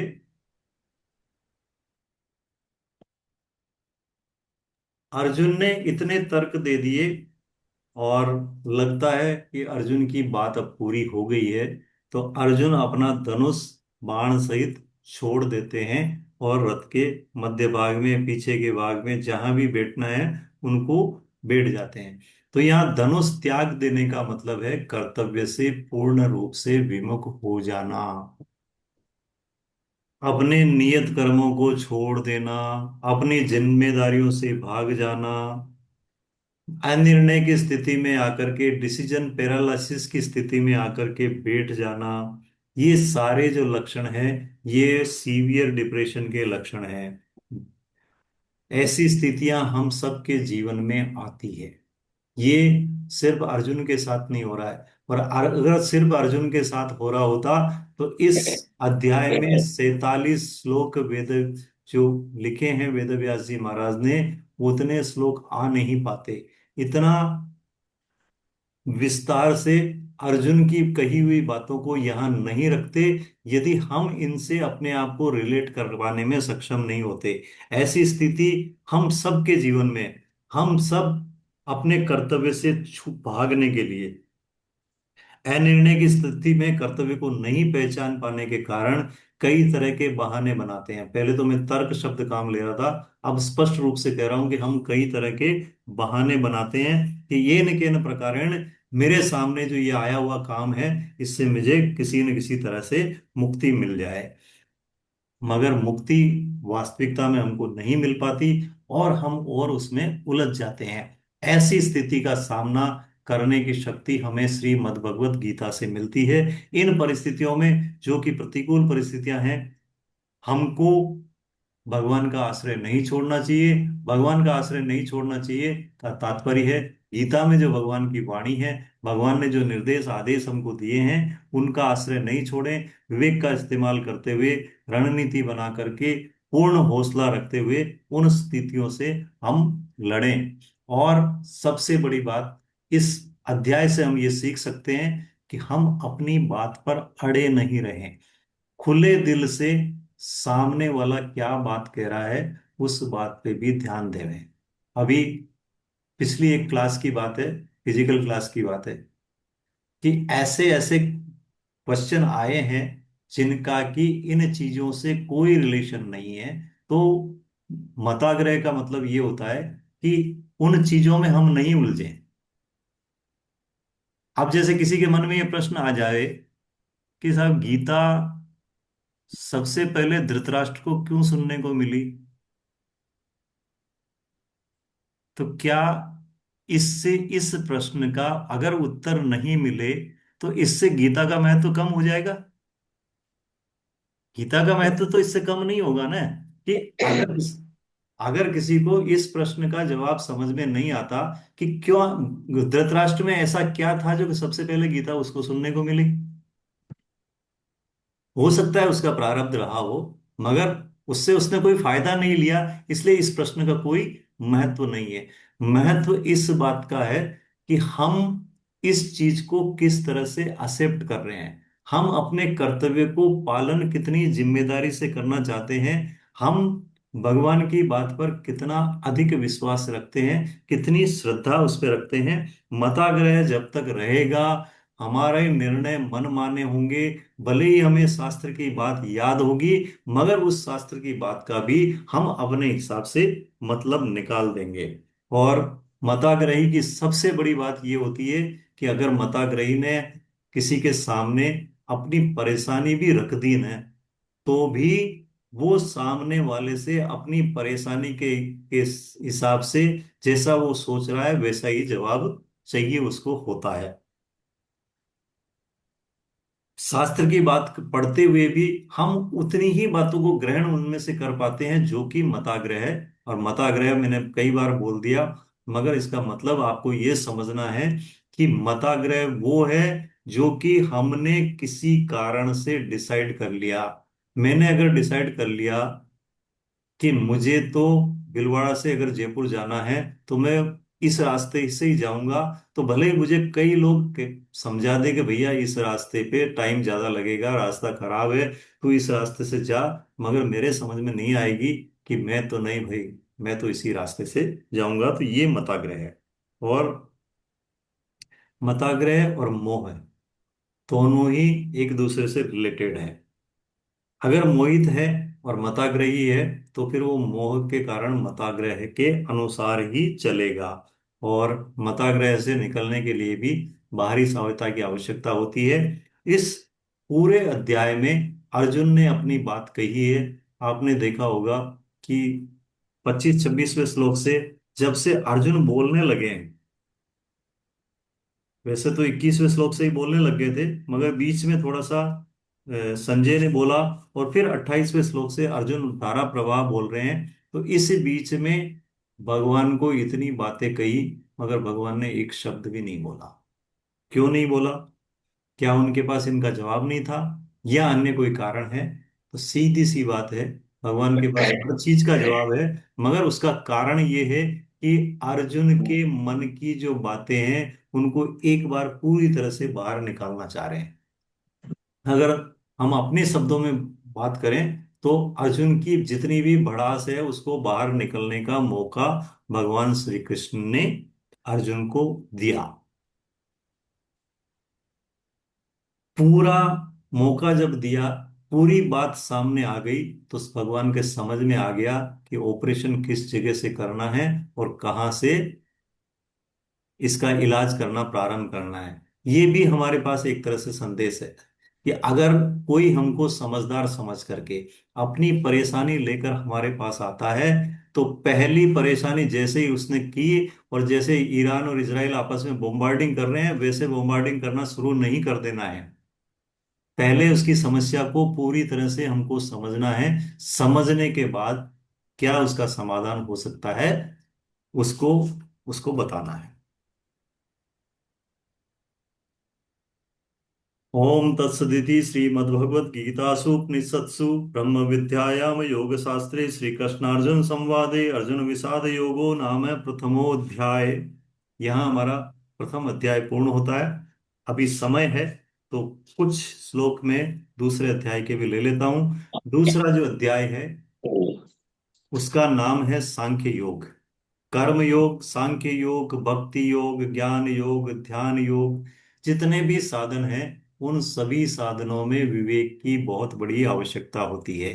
और विवेक क्या है, प्रथम क्लास में हमने जाना था, मगर संयोग से कुछ लोग प्रथम क्लास में नहीं आ पाए। उनके लिए मैं दोबारा बता रहा हूं कि विवेक वो चीज है जिससे कि हम सत्य क्या है और असत्य क्या है, स्थायी रहने वाला, सदा हमारा साथ रहने वाला क्या है और नाशवान क्या है, आसपास की घटनाओं को का हम एनालिसिस करने की क्षमता और साक्षी भाव से, दृष्टा भाव से उनको देखने की, बिना उसमें इन्वॉल्व हुए उसका आकलन करने की क्षमता जो होती है, वही विवेक है। अलग अलग अनुभव करना सत असत को, वही विवेक कहा गया है। तो सांख्य योग नाम का ये अध्याय है। भले ही कर्म योग सटक हो, सांख्य योग का मतलब है एक तरह से ज्ञान योग, ज्ञान के मार्ग पे चलना। उसमें विवेक विचार की सबसे ज्यादा जरूरत होती है। भगवान ने अपना उपदेश सांख्य योग से ही प्रारंभ किया है, क्योंकि भगवान ने पूरी बात सुनी है। तो उसके बाद भगवान को लगा कि इसके दो बीमारियां हैं। एक तो ये इसको मोह है, मोह का कारण है शोक और भय। शोक इसको इस बात का है कि ये जो सामने मेरे गुरुजन, पितामह हैं, भाई वगैरह खड़े हैं, इनके शरीरों को मैं नष्ट कर दूंगा, युद्ध में इनको मारूंगा तो ये मर जाएंगे, इस बात का उसको शोक है। दूसरा शोक ये है कि बड़े लोगों को, गुरुओं को, आचार्यों को मैं मारूंगा तो उससे मुझे पाप लगेगा और मुझे नरक में जाना पड़ेगा। तो सबसे पहले शोक का इलाज करेंगे कि सामने वालों को मैं मार दूंगा। कि भाई सामने वाले मरेंगे कि नहीं मरेंगे वो वास्तव में क्या है, पहला इलाज इसका सांख्य योग के माध्यम से होगा। क्योंकि सांख्य योग से भगवान ने अपना उपदेश प्रारंभ किया 2.11 से 30 तक, तो इसीलिए इसका अध्याय का नाम सांख्य योग रख दिया गया है। गीता में जो सांख्य योग बताया है, उस सांख्य योग के पालन करने के लिए वैराग्य धारण करने की आवश्यकता नहीं है। क्योंकि सांख्य योग की मुख्य बात है कर कर्मों में कर्तापन का त्याग करना। कि ये कर्म भले ही मेरे द्वारा वो किया जाता दिख रहा है, ये जो मैं बोल रहा हूं आपको लग रहा होगा कि मैं बोल रहा हूं, बीएस नकलक बोल रहा है, मगर वास्तव में मैं नहीं बोल रहा हूं। मैं ये शरीर नहीं हूं, ये शरीर प्रकृति का दिया हुआ है। इसी बात को अर्जुन को समझाएंगे, ताकि सामने वाले को जो मारने का उसको शौक हो रहा था, उससे वो दूर जा सके। कि तू मारेगा तो सिर्फ शरीरों को मारेगा, उस व्यक्ति को, उसकी आत्मा का कुछ भी नहीं बिगाड़ पाएगा। तो गीता का सांख्य योग यही है। और गीता में कर्म संन्यास का अर्थ भी यही है कि कर्मों का सम्यक न्यास, कर्मों का त्याग स्वरूप से नहीं करना है, मगर कर्मों में हमारा जो अटैचमेंट हो जाता है कि ये कर्म मैंने किया। कोई अच्छा काम करते हैं तो हम कहते हैं ना कि हाँ मैंने ये कर दिया, अगर मैं नहीं करता तो ये काम होता ही नहीं, या मेरे से अच्छा कोई कर ही नहीं सकता। तो ये है आसक्ति कर्मों के प्रति, उसका त्याग कर्मों का संन्यास है। कर्मों में हमारी ममता का त्याग, कर्मों में हमारी फलों की आकांक्षा है, उसका त्याग, ये सारी चीजें गीतोक्त सांख्य योग में आती है। इस इन्हीं चीजों को इसमें बताया है, इसलिए इस अध्याय का नाम सांख्य योग है। 25वें श्लोक में हमने देखा कि गीता का प्राकट्य जो हो रहा है भगवान की कृपा से हो रहा है। भगवान ने ही ऐसी परिस्थिति अर्जुन के सामने ला दी थी कि जिसकी वजह से उसमें परिवार के प्रति मोह जागृत हो जाता है। मोहित अवस्था के कारण युद्ध नहीं करना चाहते हैं अर्जुन, बहुत सारे तर्क प्रस्तुत करते हैं, और आखिर में तो स्थिति ये आ जाती है कि धनुष बाण छोड़ करके रथ के पिछले हिस्से में जाकर के बैठ जाते हैं, या बीच के हिस्से में जाके बैठ जाते हैं। ऐसे विषाद आत्मा अर्जुन के प्रति संजय, भगवान क्या कहते हैं वो पहले तो बता रहे हैं हमको संजय, और फिर भगवान ने क्या कहा एग्जैक्टली वो भगवान के ही शब्दों में आगे के श्लोकों में हम जानेंगे। तो पहला श्लोक, पूनम गुप्ता जी। Yes sir. दूसरे अध्याय का पहला तम श्लोक। तम यथा कृपयाविष्टम क्षुतुपूर्णकुलेक्षणम्। विशुद्धम भिन्नम वाक्य मुवाचम मधुसूदनम। संजय बोले, जैसी कायरता से व्याप्त हुए उन अर्जुन के प्रति जो कि विषाद कर रहे हैं और आंसुओं के कारण जिनके नेत्रों की देखने की शक्ति अवरुद्ध हो रही है, भगवान मधुसूदन ये वचन बोले। क्या लिखा है इसमें? आंसुओं के कारण जिनके नेत्रों की देखने की शक्ति अवरुद्ध हो रही है। अर्जुन जैसे सूरवीर के युद्ध भूमि में खड़े हुए आंसू निकल रहे हैं। सूरवीर की आंखों में तो आंसू आने ही नहीं चाहिए। अब ये श्लोक सिर्फ एक प्रस्तावना के तौर पे है कि अर्जुन ने तो जो कहना था कह दिया। धनुष बाण को उठा करके एक तरफ रख दिया, रथ में जाकर के बैठ गए। अब अर्जुन की ऐसी स्थिति देख करके, अर्जुन की मोहित अवस्था को देख करके भगवान श्री कृष्ण क्या ट्रीटमेंट करते हैं? क्या उनकी दलीलों का, उसके तर्कों का उत्तर देते हैं? क्या उनके बहानों का वो काट काट करते हैं, या उसके मताग्रह को समूल जड़ से नष्ट करने का कोई शौक ट्रीटमेंट करते हैं? क्या करते हैं भगवान, आगे के श्लोक में हम देखते हैं। कि क्योंकि एक बात और है, सबसे अच्छा उपदेशकर्ता और सबसे अच्छा भला करने वाला वही होता है जो सामने वाले की स्थिति देख करके उसका ट्रीटमेंट करे। भगवान के सामने ये स्पष्ट हो गया कि अर्जुन इतना मोहित अवस्था में है कि हल्का फुल्का ट्रीटमेंट तो, गोली तो इसको काम करेगी ही नहीं। सीधा का सीधा ही शॉक ट्रीटमेंट ही देना पड़ेगा। गोली इंजेक्शन से भी, कैप्सूल से भी काम नहीं होगा, तो शॉक थेरेपी देते हैं। शॉक थेरेपी इसलिए देनी जरूरी हो गई है कि अर्जुन सच को सच नहीं मान पा रहे हैं और झूठ को भी सच मान पा रहे हैं। विलक्षण वाणी भगवान की स्टार्ट होती है। कर्तव्य विमुखता पर सीधा भगवान प्रहार करते हैं। सबसे पहले अर्जुन को उसके दोष का ज्ञान कराते हैं कि क्या दोष, क्या कमी तेरे में आ गई है। और जब तक दोष का ज्ञान नहीं होता है, जिसको हम मानते हैं उसके थ्रू नहीं होता है, या जिस ग्रंथ पे हमारा विश्वास है उनके थ्रू हमें अपनी कमी का ज्ञान नहीं होता है, तब तक पूर्ण रूप से हमारे में अपने कल्याण की जिज्ञासा जागृत नहीं हो पाती है। अगला श्लोक वाचन कौन करेंगे? धर्मेंद्र जी? अच्छा, रिद्धू कंवर जी ने पहले हाथ उठा रखा था, मैं देख ध्यान नहीं दे पाया। अभी आप कीजिए। हरे कृष्ण आचार्य जी। अच्छा, हरे कृष्णा। वीडियो भी ऑन कर लेंगे तो अच्छा रहेगा। जी आचार्य जी।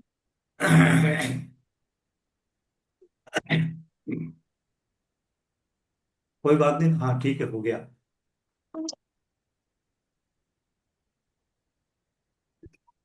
श्लोक संख्या 2 और 3। जी आचार्य जी।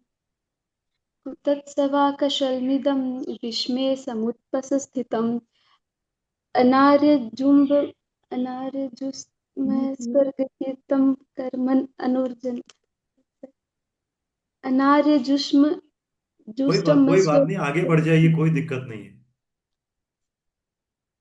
कलेम्बे मास्मगमं पार्थ नेत्यमुपदे श्रुदं हृदय दौर्बल्यं त्वत्केवतोष्ठि परन्तप। श्री भगवान बोले, हे अर्जुन, इस विषम अवसर पर तुम्हें यह कायरता कहाँ से प्राप्त हुई जिसका कि श्रेष्ठ पुरुष सेवन नहीं करते, जो स्वर्ग देने वाले नहीं हैं और कीर्ति करने वाले भी नहीं हैं। हे पृथानंदन अर्जुन, इस नपुंसकता को मत प्राप्त हो, क्योंकि तुम्हारे में यह उचित नहीं है। हे परंतप, हृदय इस तुच्छ दुर्बलता का त्याग करके खड़े हो जाओ। हृदय की इस तुच्छ दुर्बलता का त्याग करके खड़े हो जाओ। हरे कृष्ण। हरे कृष्णा। अब मन माफिक नहीं कहा, भगवान ने किसी भी बात का उत्तर नहीं दिया। इतने तर्क अर्जुन ने भगवान के सामने रखे, किसी बात का उत्तर नहीं दिया। और एक विशेष बात यहाँ पर आपको स्पष्ट करना चाहता हूँ। यहाँ लिखा है श्री भगवान उवाच, श्री कृष्ण उवाच नहीं लिखा है। व्यास व्यास जी ने श्री भगवान उवाच लिखा है, क्योंकि भगवान श्री कृष्ण परम ईश्वर है, परमात्मा है, पुरुषोत्तम है। इसलिए भगवान की बात को भगवान की बात के साथ ही समझ, जैसा ही समझना चाहिए। हम अगर किसी भी उपदेशक की बात को सुनते हैं, आचार्य की बात को सुनते हैं, या किसी धर्मात्मा महात्मा की बात को सुनते हैं, हो सकता है उनकी वाणी में कोई न कोई दोष आ जावे। भगवान की वाणी है ये, शुद्ध भगवान के श्रीमुख से निकली हुई है, इनमें किसी प्रकार का दोष कुछ भी नहीं है। यदि हम इसी भाव से, इसी श्रद्धा से इसका अध्ययन करेंगे तो हम गीता का पूर्ण लाभ उठा पाएंगे। और यदि हमें इसमें कहीं ना कहीं कोई किंतु परंतु इफ बट लगाना है, अगर लगाने की हमारी आदत है, तो हमें फायदा तो मिलेगा, मगर उस लाभ को प्राप्त करने में हमको समय लग जाएगा। वेद व्यास जी ने अपनी तरफ से इससे कुछ भी नहीं जोड़ा है। जैसा कोरियर काम करता है, पोस्टमैन काम करता है, ऐसे ही भगवान की वाणी को एज इट इज हम लोगों के सामने पहुंचा दिया है। सदगुरु की भांति परमात्मा से प्राप्त, परंपरा से प्राप्त भगवान श्री कृष्ण के वचनों को हम सबके कल्याण के लिए श्री महाभारत का पार्ट बनाते हुए श्रीमद् भगवत गीता के रूप में हमारे सामने भगवान ने रखा है। अब भगवान ने क्या किया, सीधे कर्तव्य विमुक्ता पे आघात किया, किसी बात का जवाब नहीं दिया। और ऐसे शब्दों में भगवान ने उसको फटकारा कि तुम में कायरता रूपी दोष कहां से आ गया। अर्थात ऐसे महावीर को अगर कायर कह दिया जाए तो क्या स्थिति हो सकती है। फिर भी भगवान ने ये कहा कि तुम्हारे में कायरता रूपी दोष कहाँ से आ गया। इसका एक तात्पर्य ये भी है कि कायरता का दोष आगंतुक है, बाहर से आता है। हम स्वतः कायर नहीं है। क्यों नहीं है? क्योंकि हम भगवान के अंश हैं, हम सब शुद्ध हैं। शुद्धता में किसी प्रकार का कोई दोष होता ही नहीं है। और भगवान ये कहते हैं कि तेरा जो युद्ध से भागने का निर्णय है, किसी भी प्रकार से किसी भी तेरे हित को साधने वाला नहीं है। न तो तुझे इससे, युद्ध को छोड़ने से लोक में कीर्ति मिलेगी, न ही तुझे इस कर्म के बदले स्वर्ग की प्राप्ति होगी, और न ही इस कर्म के बदले तेरा मोक्ष हो पाएगा, यानी कि भगवत प्राप्ति हो पाएगी। या अर्थात तू आर्य जुष्टम भी नहीं है, विचारशील भी नहीं होगा, पाप पुण्य कर्म करने वाला भी नहीं कहा जाएगा, स्वर्गीयम भी नहीं कहा जाएगा, और कीर्ति कर्म भी ये नहीं होगा। संसार में भी तुझे इन चीजों से यश नहीं मिलेगा। और अगले श्लोक में तो भगवान और ज्यादा कह देते हैं। क्या कह देते हैं? क्लेव्यम मास में गमय, तुम इतने नपुंसकता को कैसे प्राप्त हो रहा है? ऐसे अतिरथी को, जिसने अकेले दम पे विराट का युद्ध जीता है, जिसने अकेले दम पे इंद्र को साइड में रख करके अग्निदेव के लिए खांडव वन को जलाने का काम किया है, उस अर्जुन के लिए नपुंसक होने का शब्द उपयोग करना, इससे बड़ी शॉक थेरेपी अर्जुन के लिए क्या होगी? अर्जुन तिल मिलाएगा। वास्तविकता यही है कि अगले श्लोक में अर्जुन जो बोलते हैं उत्तेजित होकर के बोलते हैं, मगर भगवान ने यहां पर अर्जुन के मोह पे सीधा प्रहार किया है, नपुंसक कह करके, और एक तरह से संकेत किया है कि धर्म संस्कृति का अगर पतन हो रहा है, सनातन संस्कृति का अगर पतन हो रहा है, तो हम सबकी नपुंसकता ही उसके लिए जिम्मेदार है। हम किसी दूसरों के ऊपर डाल करके, व्हाट्सएप पे, सोशल मीडिया पे अपना ज्ञान बगाड़ करके हम अपना और अपने समाज का और अपने सनातन धर्म का भला नहीं कर सकते। यहाँ एक तरह से भगवान क्लेव्य कह करके अर्जुन को युद्ध, अपना कर्तव्य पालन के लिए प्रेरित कर रहे हैं। क्योंकि कर्तव्य पालन अगर अर्जुन द्वारा नहीं किया जाएगा तो हो सकता है आज एक अर्जुन अपने कर्तव्य से विमुख हुआ है, उसको देखते देखते हजारों अर्जुन अपने कर्तव्य से विमुख हो जाएंगे। और अगर ऐसे ही अर्जुन अपने कर्तव्य को छोड़ छोड़ करके भागते रहे, तो फिर समाज की और सृष्टि की और देश की व्यवस्था का संचालन पूरी तरह से सही तरीके से हो नहीं पाएगा। 7:54 हो गए हैं, मेरे ख्याल से आज के लिए इतना ही काफी है। और अर्जुन आगे क्या कहते हैं, भगवान की शरण में होते हैं या नहीं होते हैं, भगवान के ऊपर अपनी बातों को छोड़ते हैं या नहीं छोड़ते हैं, भगवान अर्जुन को किस तरह से युद्ध करने के लिए प्रेरित करते हैं, भगवान अपना उपदेश किन शब्दों में प्रारंभ करते हैं, और अगली बार जब हम सांख्य योग का की बात करेंगे अगली क्लास में, तो इस सांख्य योग क्या है इसको हम विस्तार से गहनता से समझेंगे, और सांख्य योग सबसे पहले भगवान ने क्यों कहा उसको भी हम बहुत अधिक विस्तार से समझने का प्रयास करेंगे। और अगर समय रहा तो कर्तव्य पालन की का जो दूसरा उपदेश आता है उस पे भी हम चर्चा कर पाएंगे। हरे कृष्णा। आज आज की क्लास और पिछली क्लास से संबंधित अगर किसी की कोई जिज्ञासा है तो आप मुझे बताएं।